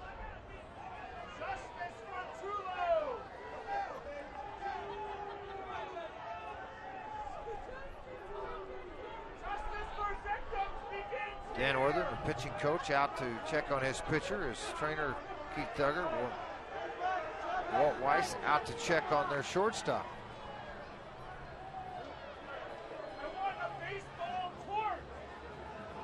This cold weather, that thing is going to get stiff.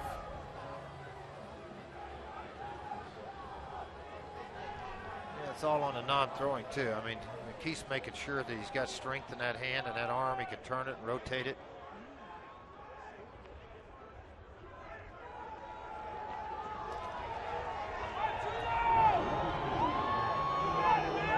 Bases full of Rockies, 2 outs. Michael Kadire, 1 for 2, a double back in the second. Rockies trailing 4-2 in the 5th inning.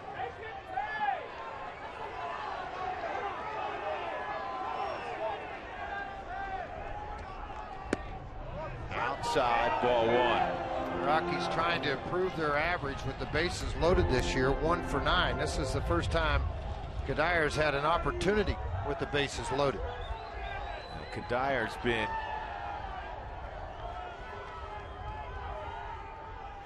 outstanding so far this year. Here's the 1-0, and it's 2-0. In his career, he's been very good with the bases loaded. 7 career grand slams for Michael Kadire.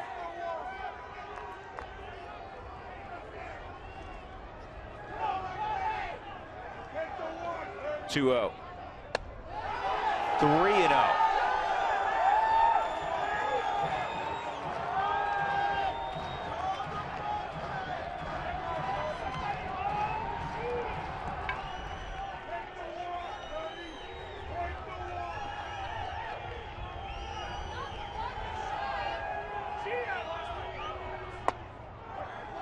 And if you're wondering at home, on a 3-0 count with Kadire up, do you turn him loose? For me, it's not so much about Kadire, it's about the hitter. Does he have a disciplined enough strike zone that he won't chase something at a bad pitch and pop something up? Gotta have a slow heartbeat here. 3-1, and that's in there. 3-2. A slow heartbeat for both parties, and that's G and the guy at the plate, Kadire. So many hitters, George, in these situations get themselves out because they're over anxious. 3-2, bases loaded. Ball 4, and that forces it a run. Eric Young will score, and it's 4-3. And you have help coming up.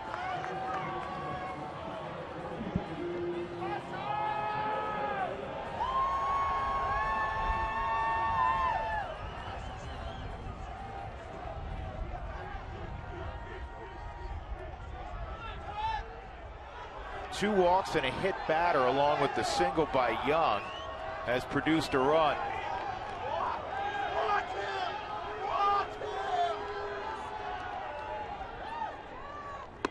Way outside on Todd. Now remember, the pitching coach has already made the first trip. Dan Worthen has. They have their bullpen going. But as far as slowing the game down, this is where it's up to Buck to go do that, or David Wright at third base. Well, you know the guy at the plate's got a slow heartbeat. 1-0 count.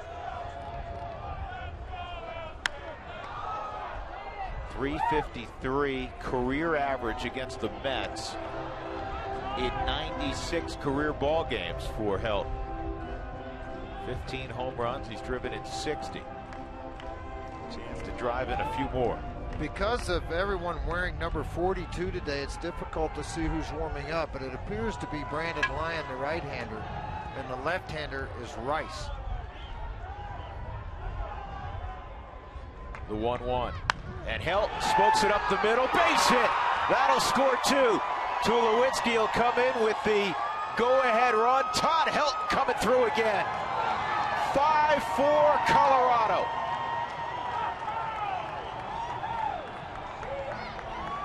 Keep it close. Let the offense go to work.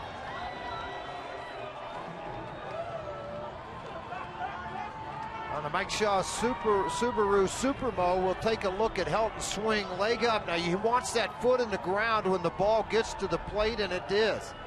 An elevated fastball that Todd took right back up the middle, shot it by Murphy, and because Tulowitzki with 2 outs had an exaggerated lead at second, he scores easily. And it's 1st and 3rd now, but G should be mad at himself and himself only because of the walks and hit batsmen. 2 walks in the inning, a hit batsman, and the walk and hit batsman both came around to score. Todd Helton coming through, as he frequently does. 5-4 Colorado.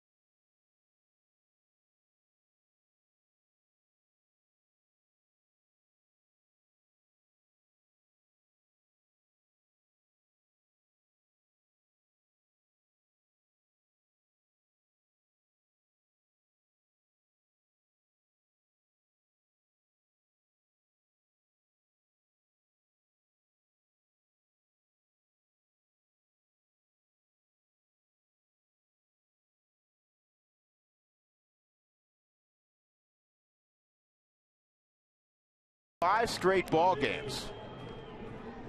He had the only 2 for the Rockies on the pinch hit 2-run home run on Sunday in San Diego, and he just gave the Rockies a lead with a 2-out, 2-run bases loaded single against Dylan G. That chases G, and it brings in the veteran Brandon Lyon, former closer with the Red Sox, with Arizona, with Houston.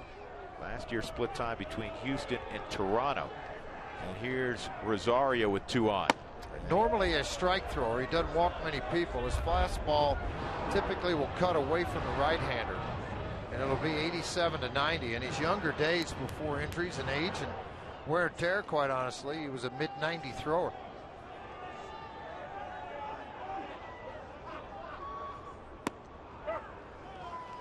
Rosario, a single to drive in a run in the 2nd inning, and a fly ball to right field in the 4th. He's 1 for 2. 11 ribbies on the young season. Kadire went 1st to 3rd on Helton's hit.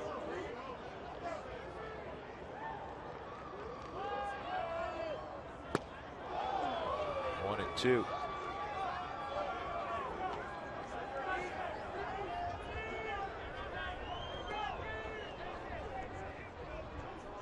Mets have had an interesting season in that they're 7-4. They're doing it with offense. They're starting pitching other than Matt Harvey. Matt Harvey's been the best starting pitcher in baseball. Other than that, has not been great. This ball to center field's got to get down. Neuenhuis will get there. The Rockies come up with 3 runs, all with 2 outs to take a 5-4 lead. Bases loaded walk to Kadire, and then old reliable coming through, smoking it up the middle. And the Rockies leading 5-4 as we go to the 6th inning.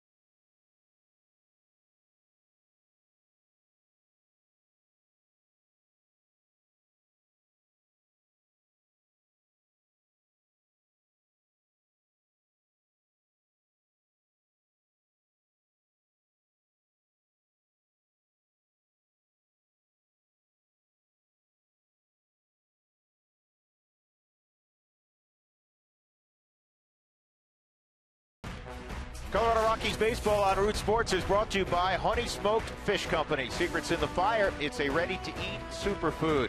And by Ram Trucks, Guts, Glory, Ram.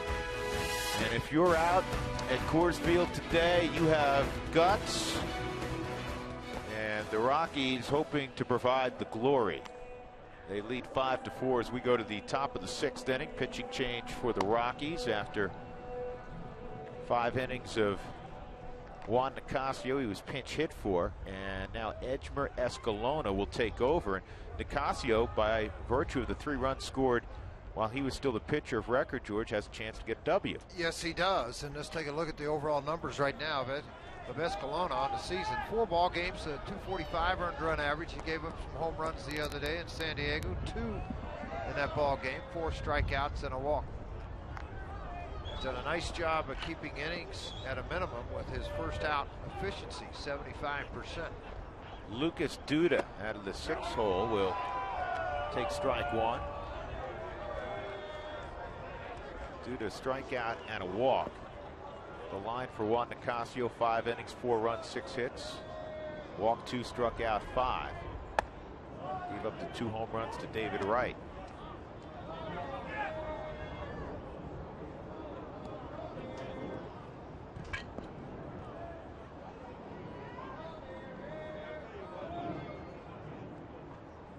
Couple of fastballs. Now flip it over and go to the slider. That's a good pitch down on the inner half of the plate. Not something I don't think they expected from Escalona. That was a good pitch.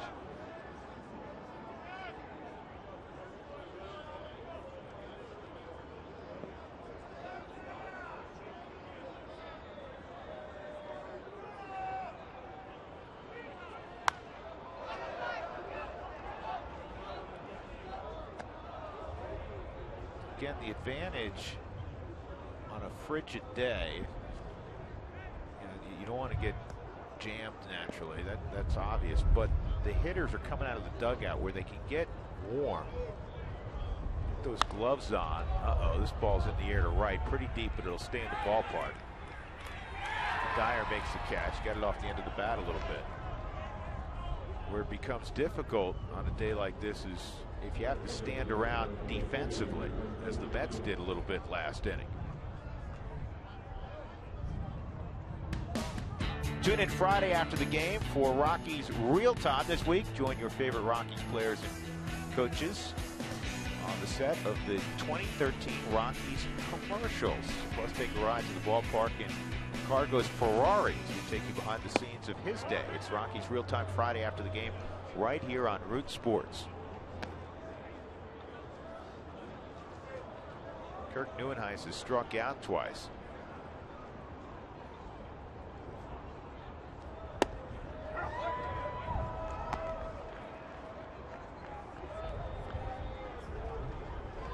Well, you root for this kid to do well once he leaves town. Kid from Denver.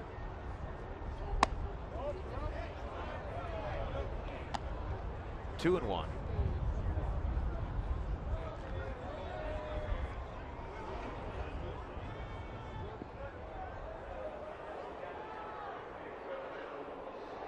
George, I have bad news for you. Okay, go right ahead. Remember you said the temperature was 41, it was heating up? Dropped to 34 real quick. Yeah, that was Did you notice that too? I said, man, it feels a lot colder. And I looked out there and or maybe they put it up to 41 to make you think it was a little warm. What do you think? Not so sure. 3-1, and this is in the air to center field. EY tracks it, and that's the second out.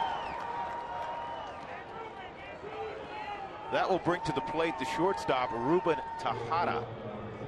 If you have auto glass damage, call Safelite Auto Glass, America's favorite vehicle glass experts. They're at 303-287-5000 or go to safelite.com. The line on Dylan G. He goes 4 2/3, 5 runs, all of them earned, 7 hits, a couple of walks, a couple of punch outs, and he hit a batter. Good news is George Tulowitzki's out there at short. Apparently is okay. I'll tell you what, if you've ever been hit on the elbow, right on the bone, that funny bone is painful.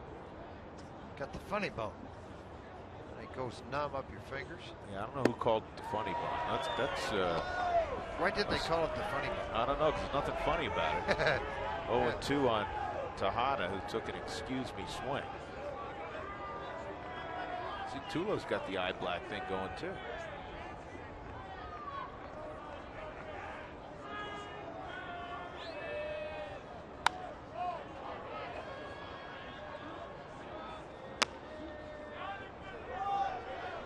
You know what can be, and you hope it doesn't come into play. You hear outfielders, George, time to time they lose a ball in the lights. Well, you could lose a ball today in the snow, the white of the snow. Well, it's all white background up and behind. Back in the second or third inning, we were talking about Kadire, and his wild black was kind of the same thing. Because of that high third or the third deck area, it did not get cleaned off, and fans aren't allowed up there.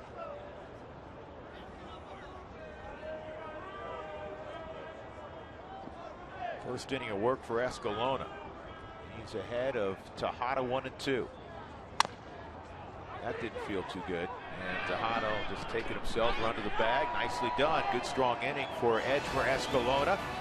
Middle of 6. Rockies ahead of the Mets 5-4. First of 2 on a frigid day.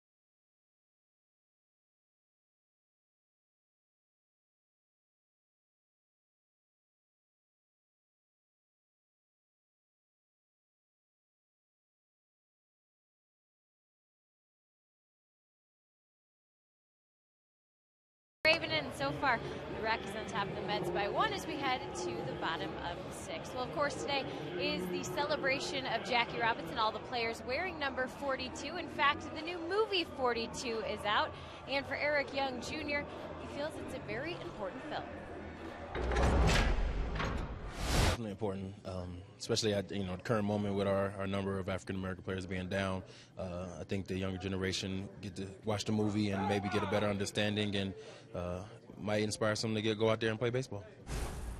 Well, like Drew, I got a chance to see the movie last night on our snowed out game night. It was a fabulous movie indeed. And to Eric Young Jr.'s point, in 1997, 27% of players in Major League Baseball were African American. In 2013, 7.7 are African American. So I know they want to spread the game, and Eric Young Jr. is a big advocate of that. I also, during spring training, we got a chance to talk to him about autographs, if he would ever seek out an autograph from any player, and his only response was the one and only Jackie Robinson. Guys? Yeah, and Jenny, the numbers have declined quite a bit, and certainly, for athletes, basketball and football have pulled some of those numbers down. Now, we should point out in last year's first round of the Major League Baseball draft, there were 7 American players taken, which was the most in quite some time. And Major League Baseball has opened a number of inner city academies now. Compton was the first. I thought Ike Davis for a moment was going to fire to third. That would not have been a good decision from the Mets' perspective. Escalona gets the bunt down, and Nelson with the leadoff doubles now at third. Rockies trying to add on to their total of 5, and here comes Eric Young Jr. UI had a base hit his last time up. Moved to second on a wild pitch, stole third, and then scored on the walk to Michael Kadire, which came in front of Todd Helton's bases loaded 2-run single. Rockies began last inning trailing 4-2. They have a 5-4 lead, infield in for New York. And Lions pitches up and in. Here's one of my favorite little known facts about Jackie Robinson and his family.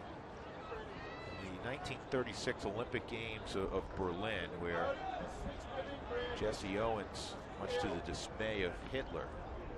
This ball ripped to right, base hit, and Nelson can come on down. So EY with his second knock, and that's a big one. He makes it 6-4. Well, Young entered this ball game hitting 182, and now all of a sudden the average at 231 after this base hit. 2 fastballs to the inner half of the plate have resulted in 2 line drives, and Terry Collins has decided to go to his bullpen. He's decided to double switch in this situation. Brandon Lyon will exit after working out of the last previous inning and leave here with a run across and a runner on first and 1 out. Pitching change. We'll tell you about it when we come back, and we'll finish that story about Jackie Robinson as well. 6-4 Colorado.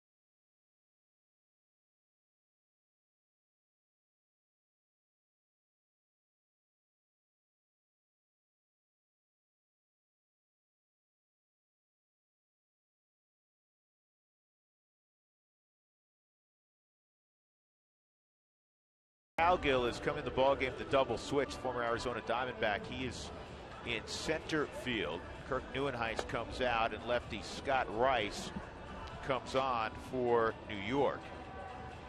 Johnny Herrera will be his first subject. Johnny, a switch hitter, will flip around to the right side. Well, obviously setting up with 1 out, hoping to get Herrera, then having the left-hander face Gonzalez. And this year, 5 1/3, 4 hits given up. He has walked 3. 2 of 4 would-be base runners he inherited have scored.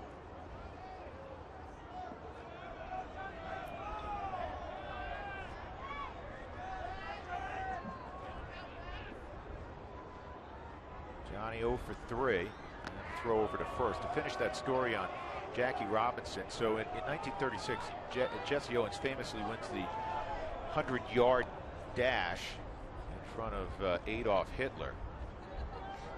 The man who won the silver medal that day, Mac Robinson, Jackie Robinson's older brother.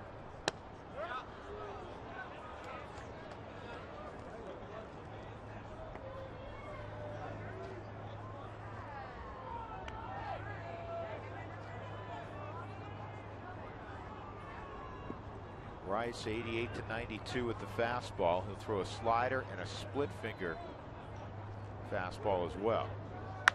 And this is on the ground to second. Johnny's got to get up the line quickly, and the Mets are able to turn it over 4-6-3, and they weren't even sure that that was 3 outs. It is. Rockies get another run. Chris Nelson a leadoff double. 6-4.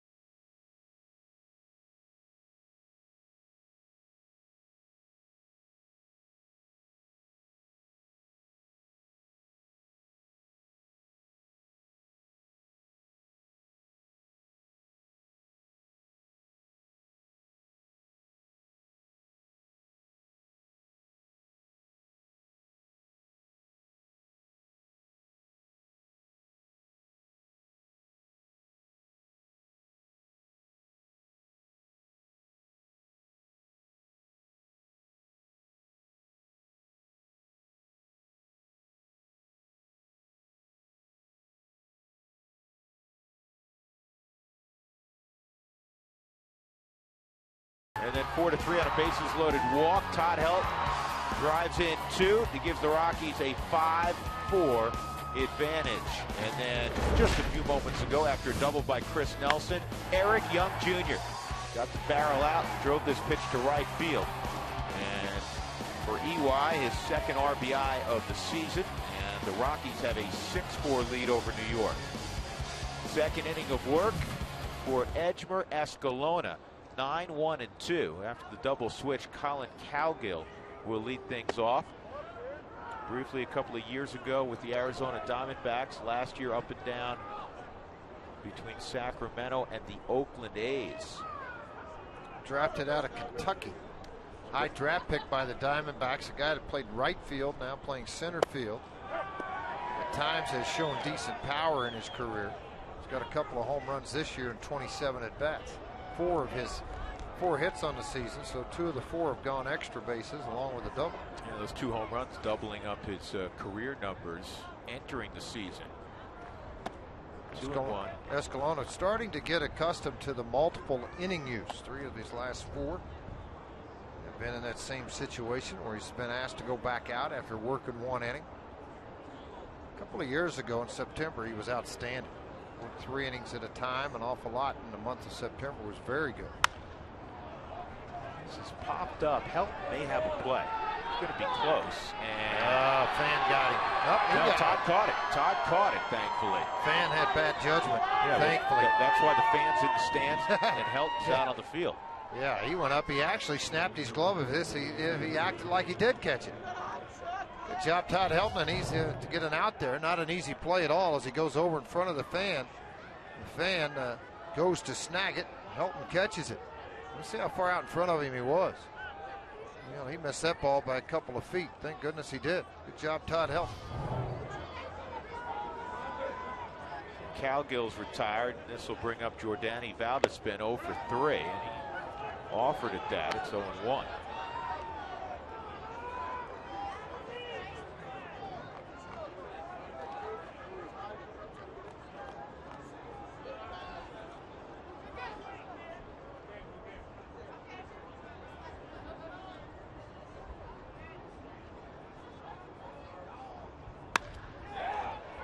Center field, Eric Young Jr.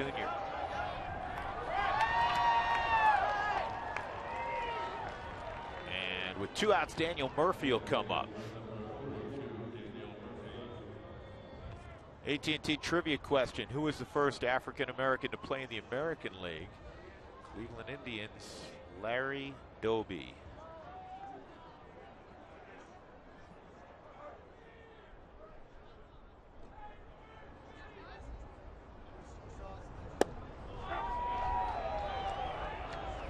thing Escalona's done is obviously just pound the strike zone. Strike out a lot, but what he'll do is get a lot of balls in play and he'll get them on the ground. 15 or make that 23 pitches totally thrown now. 16 have been in the strike zone. Murphy walked and scored on the home run by Wright in the first inning. Ground ball to second, ground ball to first, and he's out front there. And it's 1-2 on Daniel Murphy. Murphy out of Jacksonville, Florida. He stayed at home. He went to Jacksonville University.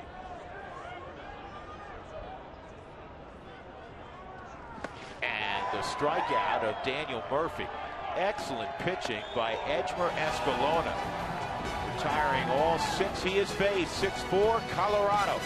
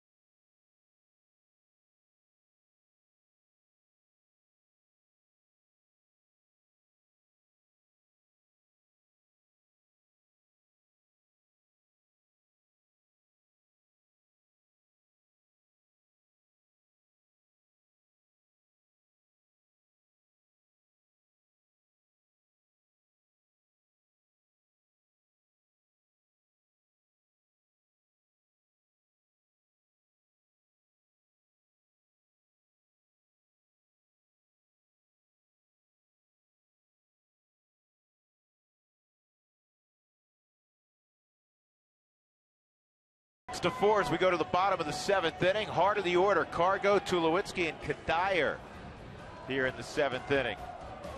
Well, Rockies fans, want to win your dream home? Enter the Mile High Raffle. Do it today to have a chance to win a $3.25 million dream house or a couple $1 million in cash and support the Boys and Girls Clubs of Metro Denver. Visit milehighraffle.com for more information.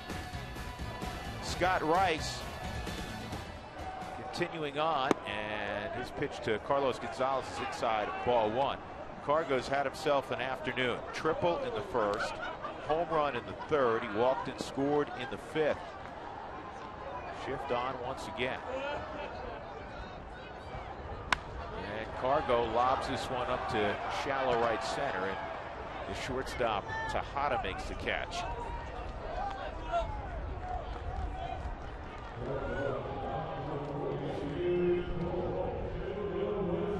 Troy Tulowitzki, 0 for 2, hit by a pitch in the 5th and would come around to score.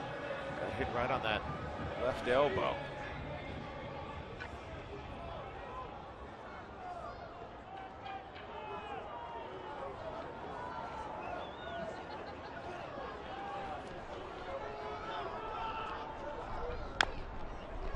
It's hard sometimes to tell, George. He's got a sleeve on it now, but did he put the little pad? Sometimes it's hard to see the pad because it's underneath. Well, there's a pad right on the outside back there, isn't it? Yeah, now it looks like. Yep, he's got the pad on it. Yep.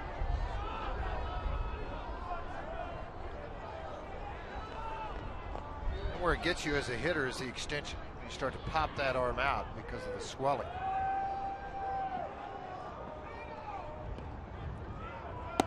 We're seeing this more and more. Padres did this. They played Tulo, shading him significantly toward right center field. That's where Colin Cowgill is right now. There's any enormous gap in left center field. We've seen But Troy hit the ball in that tell direction you? a ton. What's that tell you? I'm Pitch going to pitch you away, and I'm going to pitch you down. It's easy for Tulowitzki to see that. And there's a ball out to left field that will not drop. That's a pretty good play by Lucas Duda, who's not known for his glove work. I thought for sure it would drop. Good play by Duda, 2 outs. And that'll bring up Kadire. Have auto glass damage, call Safelite Auto Glass, 303-287-5000, online at safelight.com. Kadire, a double and a run scored in the second, comebacker in the third, and an RBI bases loaded walk in the 5th inning. He's got 11 RBIs, takes ball 1. Tulowitzki has 11 RBIs. Rosario has 11 RBIs. Helton's got 8 RBIs. Cargo's got 7. Well, it's playing out in the first couple of weeks of the season, George, as many who followed the Rockies hoped it would, where this offense has been tremendous and deep, up and down the lineup.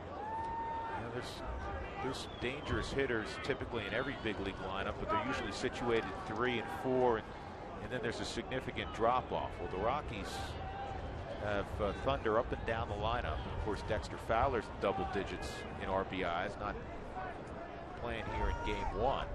And he also leads the club in home runs with 6. 3-0 and another walk to Kadire. That'll bring up Helton. Here's the in-game box score. It's brought to you by Subway. Eric Young, couple singles.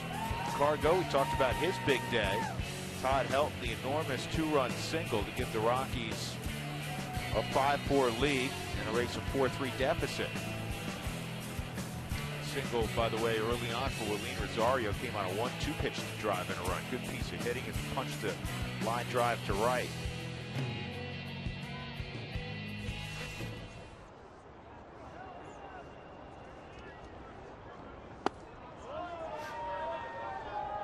Todd 7 for his last 17.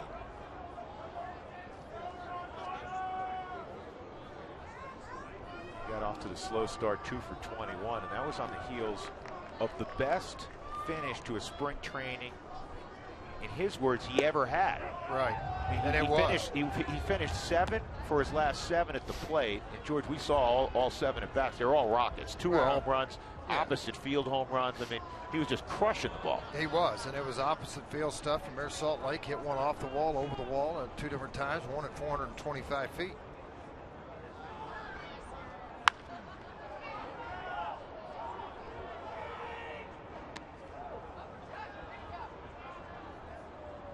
Wilton Lopez has been now warming up to come on and pitch the 8th inning after 2 outstanding innings by Escalona.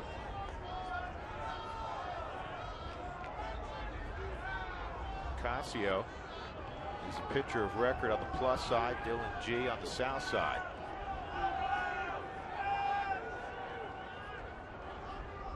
One, 2 on Todd. It's fouled off out of play again.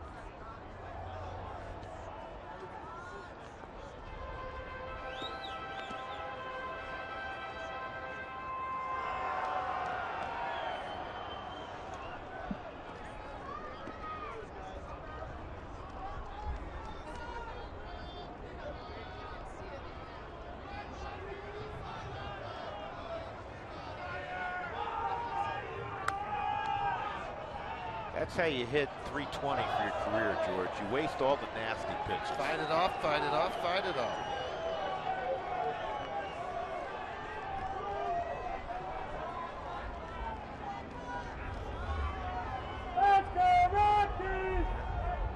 This guy hoping Todd delivers him a baseball.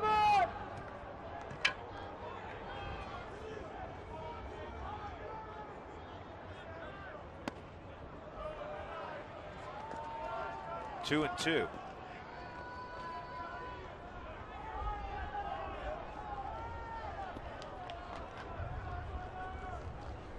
In the nightcap of the doubleheader, Jeff Francis will go for the Rockies against another left-hander, Aaron Laffey.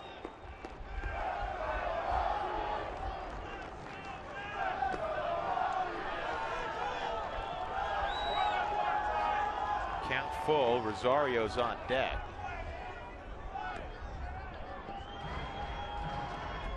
We would assume if Todd reached, that Terry Collins would go bring in a right-hander. And he has one warming up down in the bullpen right now. Well, Troy Hawkins, the former Rocky and right-hander, is getting loose down in the bullpen for the Mets, and he'll get a chance here. Terry will get to go get him. Back-to-back walks with 2 outs. The walk to help pushes Kadire to second. Here comes Terry.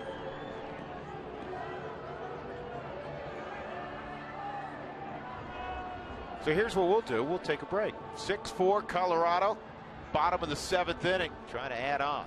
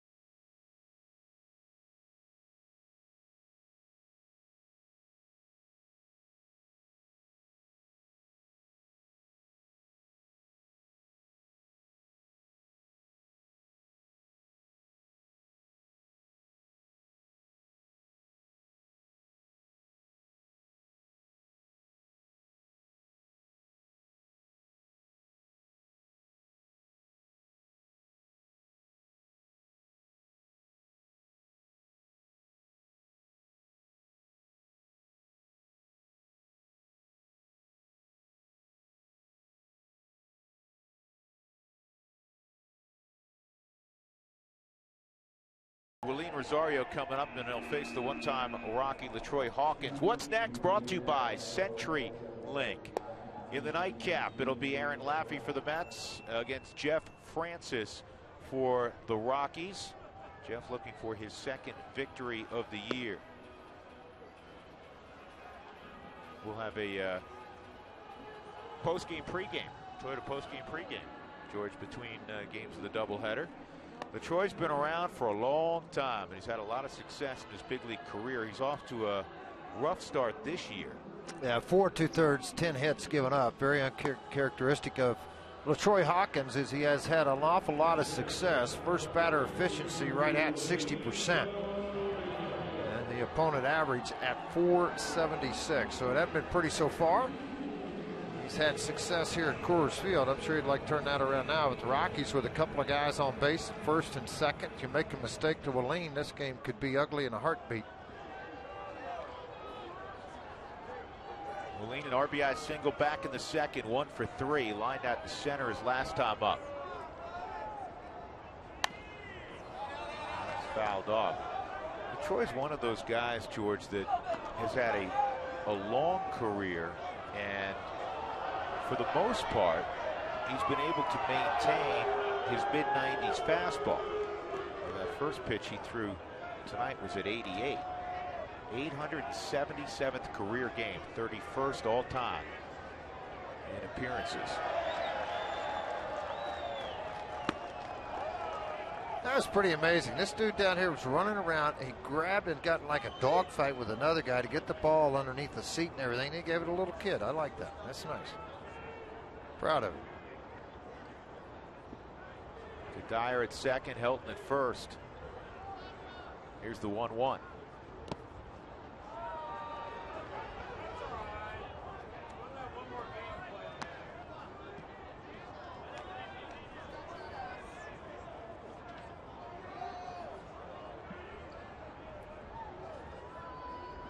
Hawkins with the Angels last year. 48 games, 364 earned run average. Missed a month with a broken finger.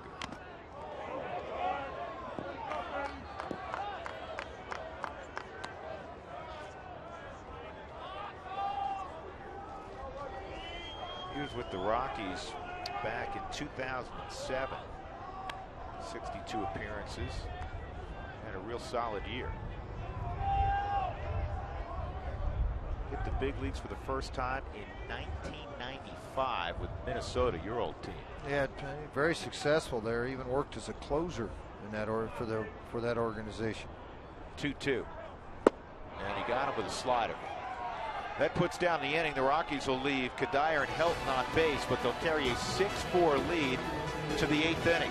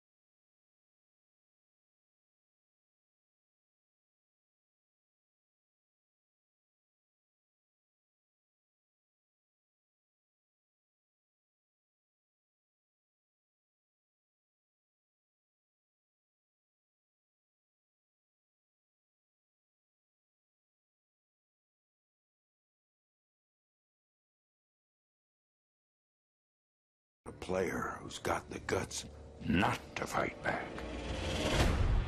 Give me a uniform. Give me a number on my back.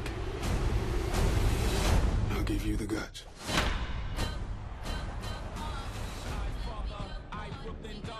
Great film. Saw it last night. You do not want to miss 42.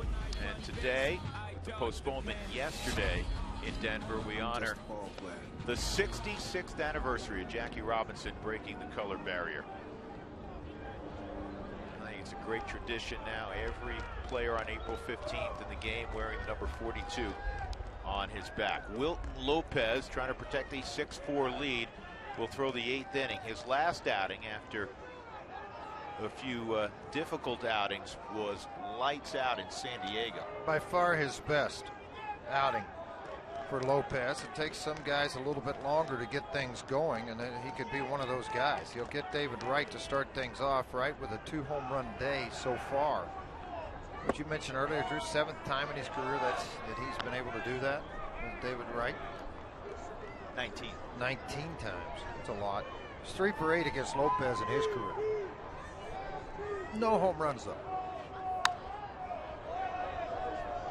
Tell you what Wilton had in his last outing in San Diego, George. Great depth on the sinker. Well, in order to have that, you can't let your hand get outside the ball. You got to stay right behind it. Even though you're a low 3/4 guy, your hand has to stay behind the ball. When you do let it get out to the side, it just has a flat run on the baseball. You keep your hand on top of it, you'll get some pretty good sink on it. Another base hit for Wright, and that'll bring up Ike Davis.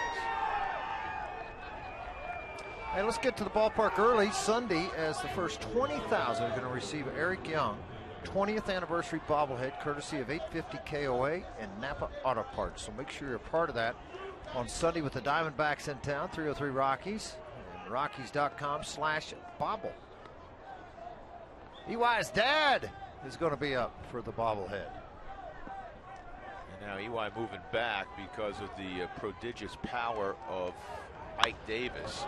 Double play ball perhaps. Johnny with a good feed, and Troy Tulowitzki making sure he got one. Well, Wright's got good speed. Play by Johnny. But Wright's got good speed, so Troy's not going to really be able to set his feet. Wright got into him, but enough just to disturb the throw to first base. Not to do anything malicious, but just a nice defensive play. Wright with a couple of stolen bases already. See, he's already into Tulowitzki. Tulowitzki was in just, stretch and catch the ball mode early because that was going to be a tough play. John Buck, 2 for 3, 2 singles. And this could be 2. Chris Nelson, good pickup, low throw, nice pickup, and he nearly turned it. Johnny Herrera scooped it out of the dirt, fired to first, and catcher running. It was somewhat close still at first. Good pickup by Nelly, George. A tough pickup by Nelly, too. I mean, Nelly's standing out there. I'm not sure he saw the ball really quickly as it comes out. Might have hurt a little bit on his lower left side, too. See how he jammed that knee into the ground?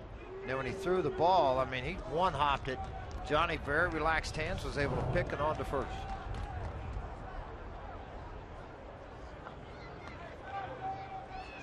Two outs, and that'll bring up Duda. 0 for 2 and a walk.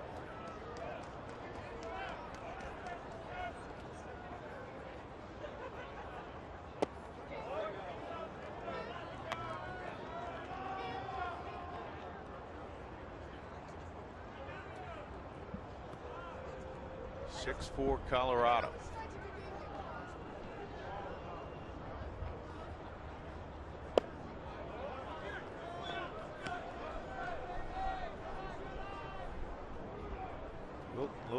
Wilton Lopez out of Nicaragua. Ian Everett Cabrera, I believe the only 2 players currently from Nicaragua in the big leagues.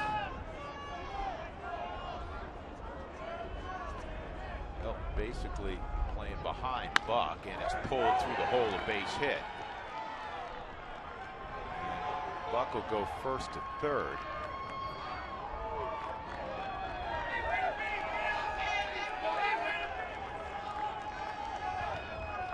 Hey, they're going to go to their bench for the only left-handed hitter they have on the bench, and that is Baxter.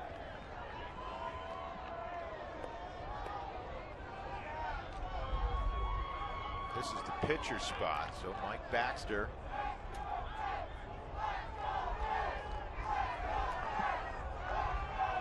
swing it here.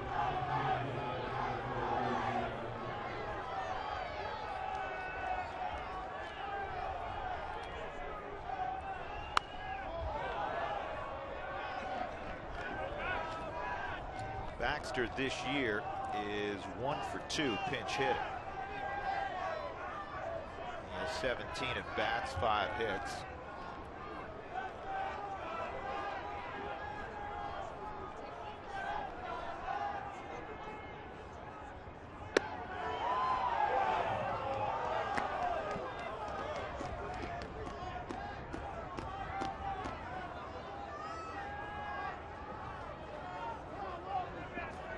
Buck at third and Lucas Duda at first.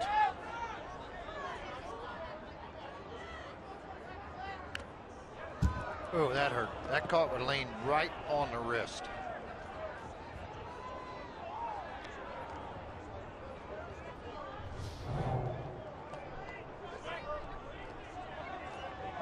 Mike Shaw, Subaru Supermo will take another look at this. The umpire going to buy him a little time here. Out. And Mike DeMura cleaning off the plate. That was immaculate anyhow. It's the protocol. Catchers will do the same thing when an umpire gets hit. They'll go out, talk to the pitcher, even though might not have anything to say. Here's the 1-2, just missed. And just below the strike zone, a perfect pitch by Lopez. If you're Lopez, he really put that exactly where he wanted it, but just a little bit below the zone. I'll tell you what, if you duplicate it, George, I can't imagine that Baxter would take that twice. Yeah, it's so nasty. That's the only reason he would, knowing that he couldn't do anything with it. But go right back out there again. Stay on it. Hope he pulls it in the ground. In the air, center field. Ewy's got it in the inning. There were a couple of singles, couple men left, and the Rockies continue to have a 2-run advantage. Chris Nelson will lead off in the bottom of the 8th.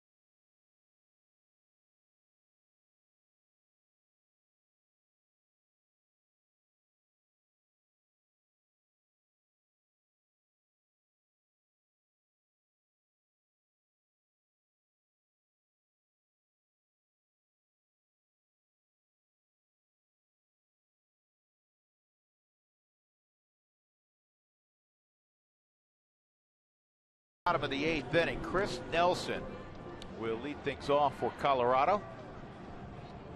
Who Wants Tacos fans, if you'd like to receive text message alerts when the Rockies score 7 or more runs for the Rockies Taco Special, text the keyword taco to 720-720. When the Rockies do score 7 or more, Taco Bell and Root Sports together will donate $250 to the Colorado I Have a Dream Foundation.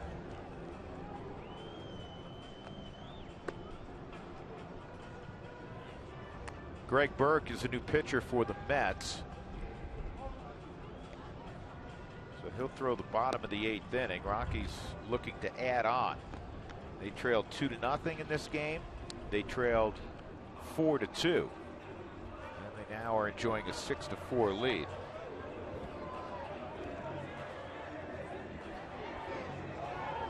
You see the numbers on the right-hander.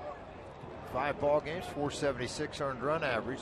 The one thing you'd like to see get better is that 40% first batter efficiency. You'd like to see that in the 65-70 range. But the opponent's just hitting .217 against him.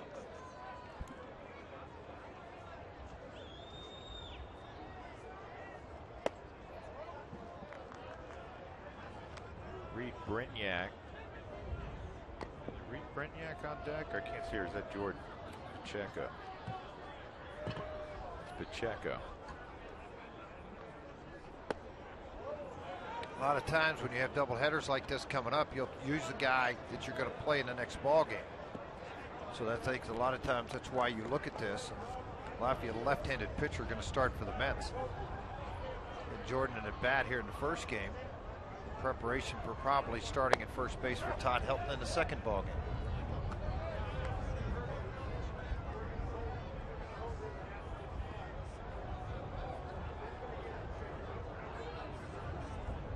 Two and one on Nelly.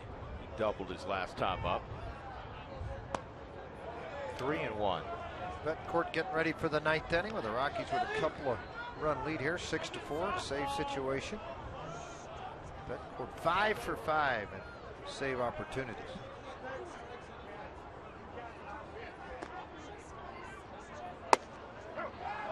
Three and two. And the cold won't bother him. He pitched in Cleveland for a while. All time. He's ready for it. You know, this is a heat wave. Still 34 though, Drew. It hasn't dropped anymore.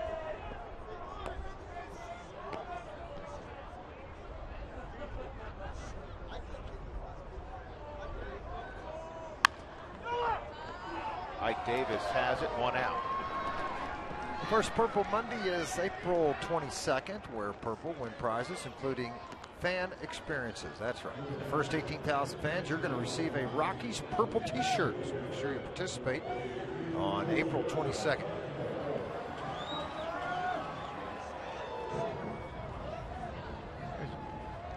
Here's a different look at Rafael warming up amid the snow in the bullpen. Bo McLaughlin looking on.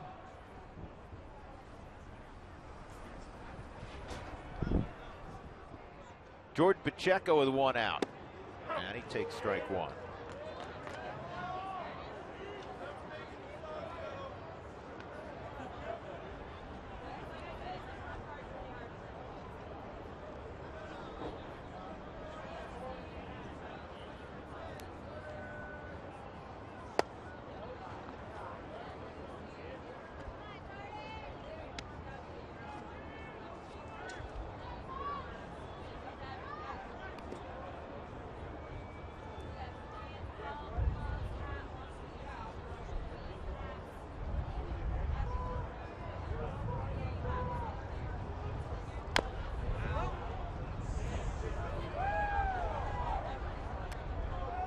This isn't Pacheco's first rodeo with cold weather.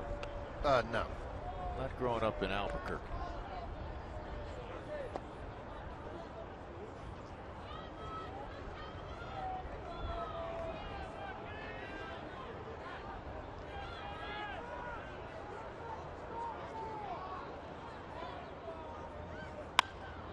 And this is a base hit to left for Jordan. That'll bring to the plate Eric Young, who's had a base hit in each of his last 2 ABs, 2 for 4.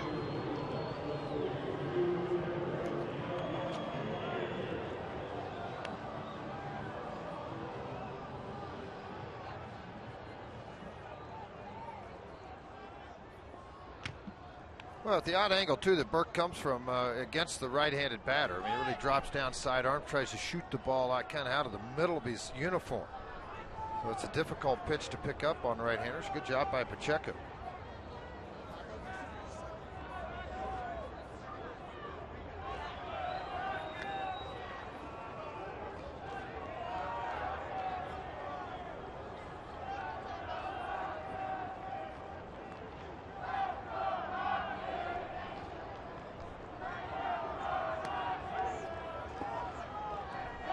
Activity down in the Met bullpen. Edgin is starting to warm up. Yeah, they're only the left-hander they have, getting ready for cargo.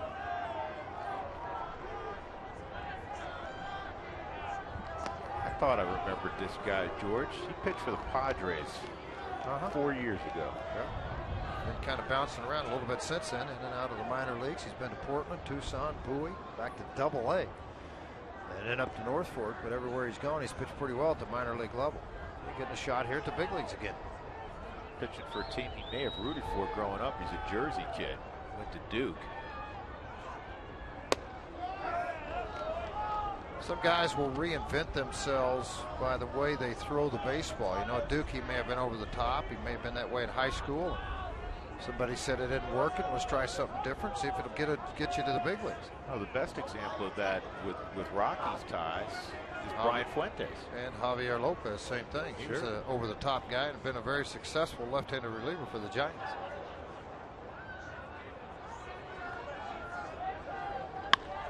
Ely hits this pretty well to right field. And it is over the head of Valdespin. And a green light for Pacheco. He's going to score easily on a triple by Ely. 7-4 Colorado.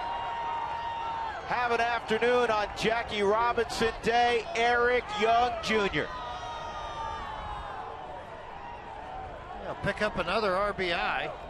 Playing for Dexter Fowler. 3rd hit of the ball game for EY, and he's bumped that average to 259 now. Jumped at 87 points since the start of this thing. 78 points. Boy, what a nice shot by EY. It had that sound that it might leave the yard. It was very close to doing that. Hit right off of that mesh screen in right field. Say what, you have a situation here, George, where other than the left-handed bat, you have ideal squeeze guys at the plate. Good bunter and a guy with great speed. The only thing you'd like is to have a right-handed bat instead of a left-handed bat. That would be better because you just pitch out. I mean, that's all you got to do as a pitcher. I mean, you're facing the guy at third. If you see him take off, you just throw a pitch out and EY's out. Infield's way in too. Wright's playing, taking steps right along with EY at third base. So with a 3-run lead, the infield in. Johnny, a contact guy. Let him swing the bat. See if he can get this run across. Pop fly into the outfield.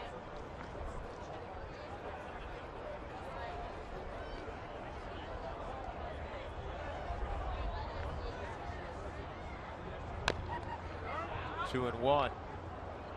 Well, with that triple by Eric Young Jr., we've got tacos. Third time in the last 4 ball games for the Rockies. Make your way to Taco Bell tomorrow between 4 and 6 to get your Rockies taco special. Feed your Rockies fever only at Taco Bell.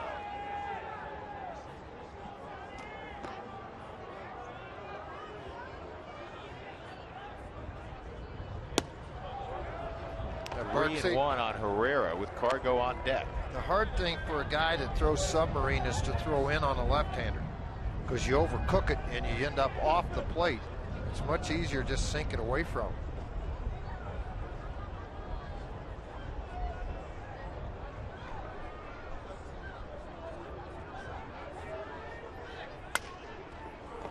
Johnny's going to need a new piece of lumber.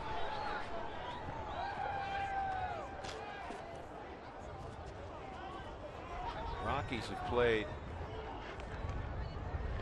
most games on the road in baseball. 5 and 4 on the road, trying to improve to 4 and 0 at home. Yeah, just keep winning ball games.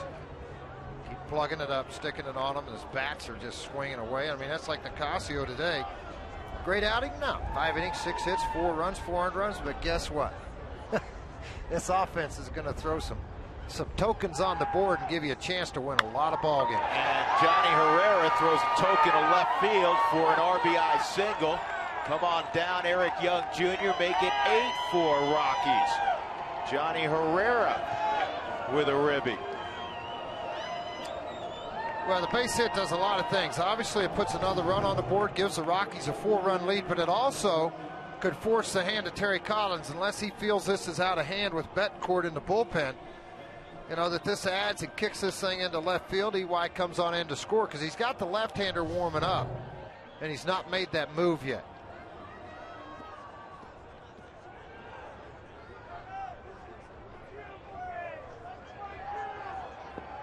The bullpen has shut it down for the Mets. And it's Mr. Burke's job to try to get 2 outs here in the 8th. Down by 4. Strike on Cargo.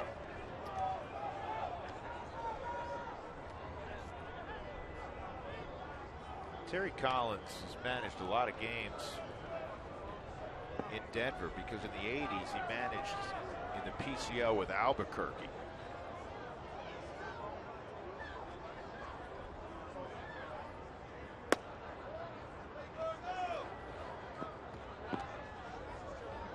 Cargo triple, home run, walk, and a pop out as you look at Terry Collins. You said it earlier too. You know, you're talking about managing here, but you got another game tonight and possibly a doubleheader on Thursday. You know what? You're going to have to suck it up and get me 2 outs and get us out of this game, out of this inning. I'm not blowing up this bullpen in the first game of what could be a couple of doubleheaders. The reason George is saying that is the weather kind of nasty for tomorrow. Doesn't look real good for tomorrow.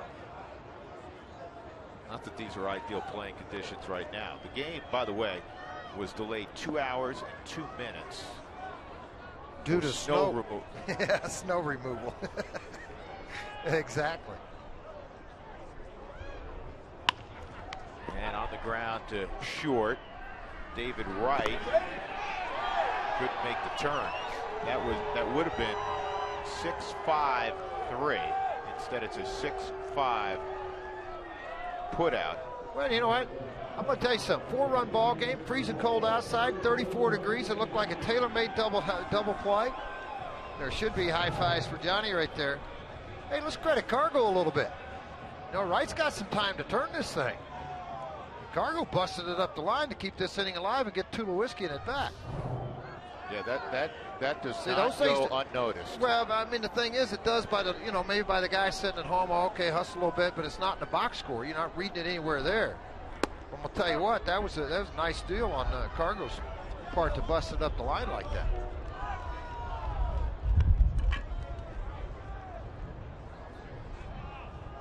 And you know what, George? Not that you know, people at home, you always hustle, and yes, you'd like that. But with a guy who's going to play 150 some odd games this year, in these temperatures, in these conditions, with a 4-run lead, nobody would say a word if he coasted to first base there. Yeah, no question.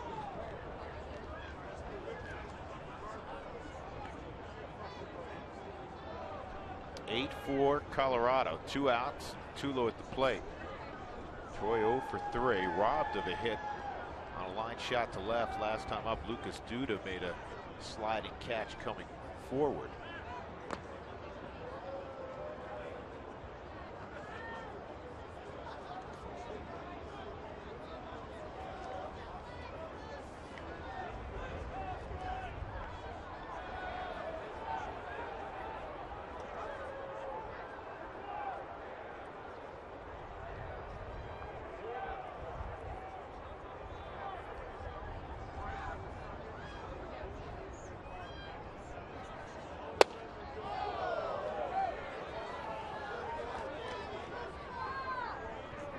When you're right on right or left on left, George, against a guy that drops down, they may only throw, 88, 89. It just seems about 7-8 miles an hour harder. Well, it does, and that's like an elevated fastball. It gets on you quicker. I mean, it's just an odd angle to look at a ball. You just don't see it that often. And particularly if you can throw a little frisbee with it, it just adds that much more to it. David Wright, he's gone errorless 66 straight games. The longest streak going for a third baseman in baseball. Handled that. Rockies get another run. They're up 8-4.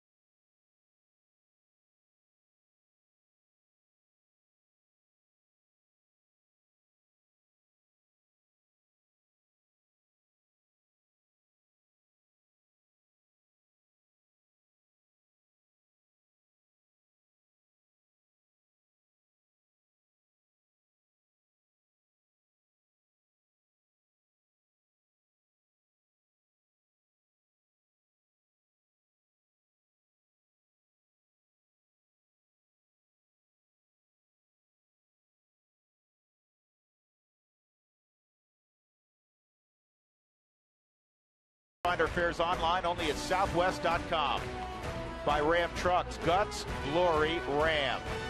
And by the new Chicken Fajita Sub only at Quiznos.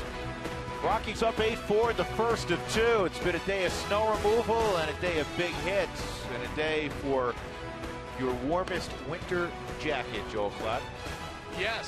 Yes, sir, I have it on. I've got the gloves on, and we're getting ready for the Toyota postgame show, so we hope that you're along with us. We're going to be talking about Hot Toddy. Remember all the way back when it was 4-3, Todd Helton with that nice 2 RBI single, getting a couple of guys in. Todd Helton with the go-ahead RBI in this game. Plus, how about number 5, Drew putting it in 5th gear and going upper deck for that home run back in this ball game. Talking about Carlos Gonzalez. It's a double dip. We'll get you ready for the second ball game. All of that coming out on a cold center field set. How are you guys doing up there? You guys okay? You need hot chocolate? Yeah, we're doing all right. But when you said we're going to do the post game, aren't you mixing in a pregame too? You only got 30 minutes to jam it. We are mixing in a pregame, so well done. We are going to mix that in, including what I've been told is the world's greatest mullet via Mark Stout. A little throwback night tonight. We're going back to 1993, and I've been told that Mark Stout has the most unbelievable mullet of all time. We've got a picture of it coming up.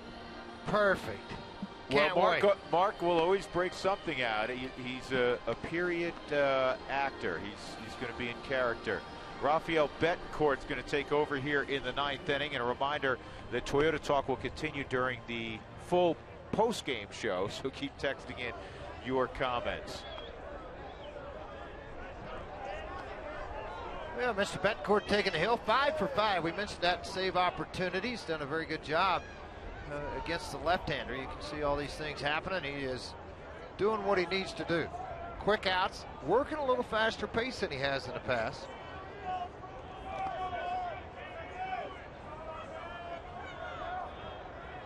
More strikeouts, a couple of walks, very uncharacteristic of that. That happened the other day in San Diego. We walked 2 guys in an inning. That never happens.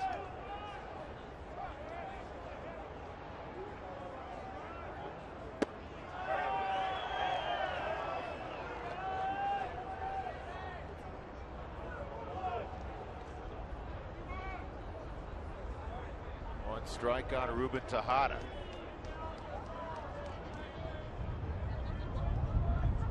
Hoped an RBI single to right in the 4th inning. George, what did you say earlier about cold wouldn't bother Rafael because he pitched in Cleveland for so long? He's out there sleeveless. Absolutely. Man up.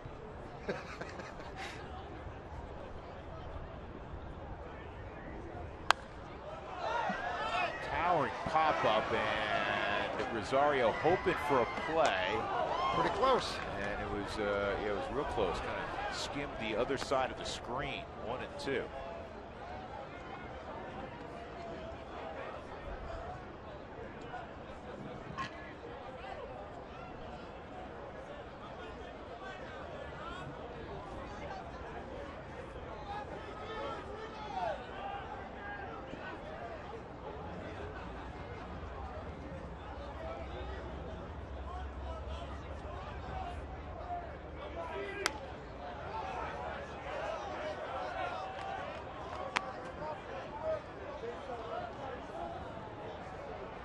Going to be about 30 minutes between these 2 games. So the guys that play both games, George, enough time to grab a quick shower to get warm. Oh yeah, either that or go jump in the hot tub back there in the locker room, warm your body up, put on some fresh clothes, come out and play a baseball game.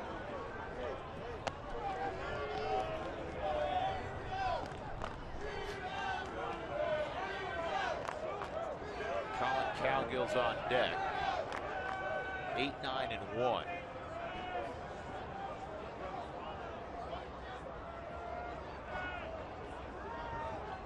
Two and 2 on Tejada. And this one's playable. Helton at foul ground, called off by Johnny Herrera. Said this for 17 years. Todd's always good when that happens. I've never seen him drop a pop, but he'll tell you he hates catching them. Pretty true. Sometimes Todd doesn't like to have to make that move, but he made a nice play on one in the stands earlier today when he caught it with the fan right in front of him, snatching a glove. Johnny gets the out. Let the masked man catch it, right? Yeah. Now Cowgill will get a shot at it.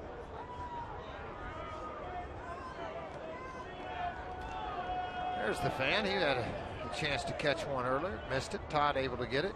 Actually, Cowgill, George's first time up, fouled out to one who fouled out to Todd.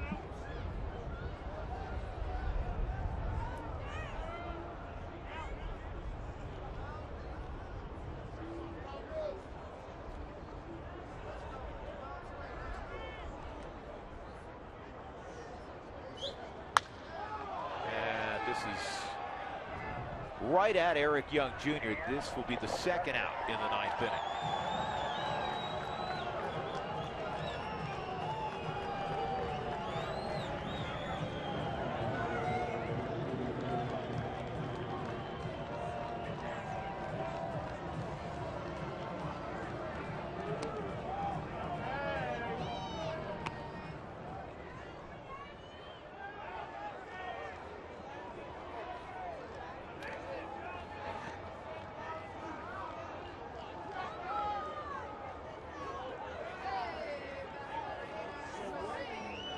Jordani Valdespin, 8-4 Colorado. 2 outs in the ninth. Valdespin 0 for 4 in the game.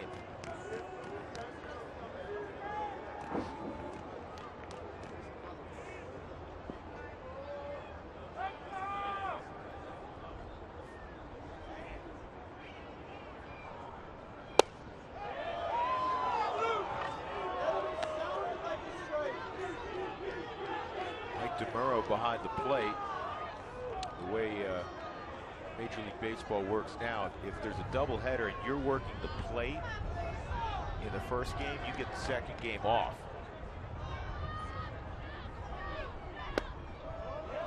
Three now.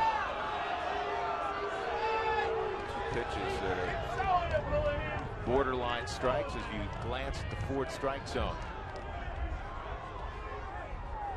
There's Mike.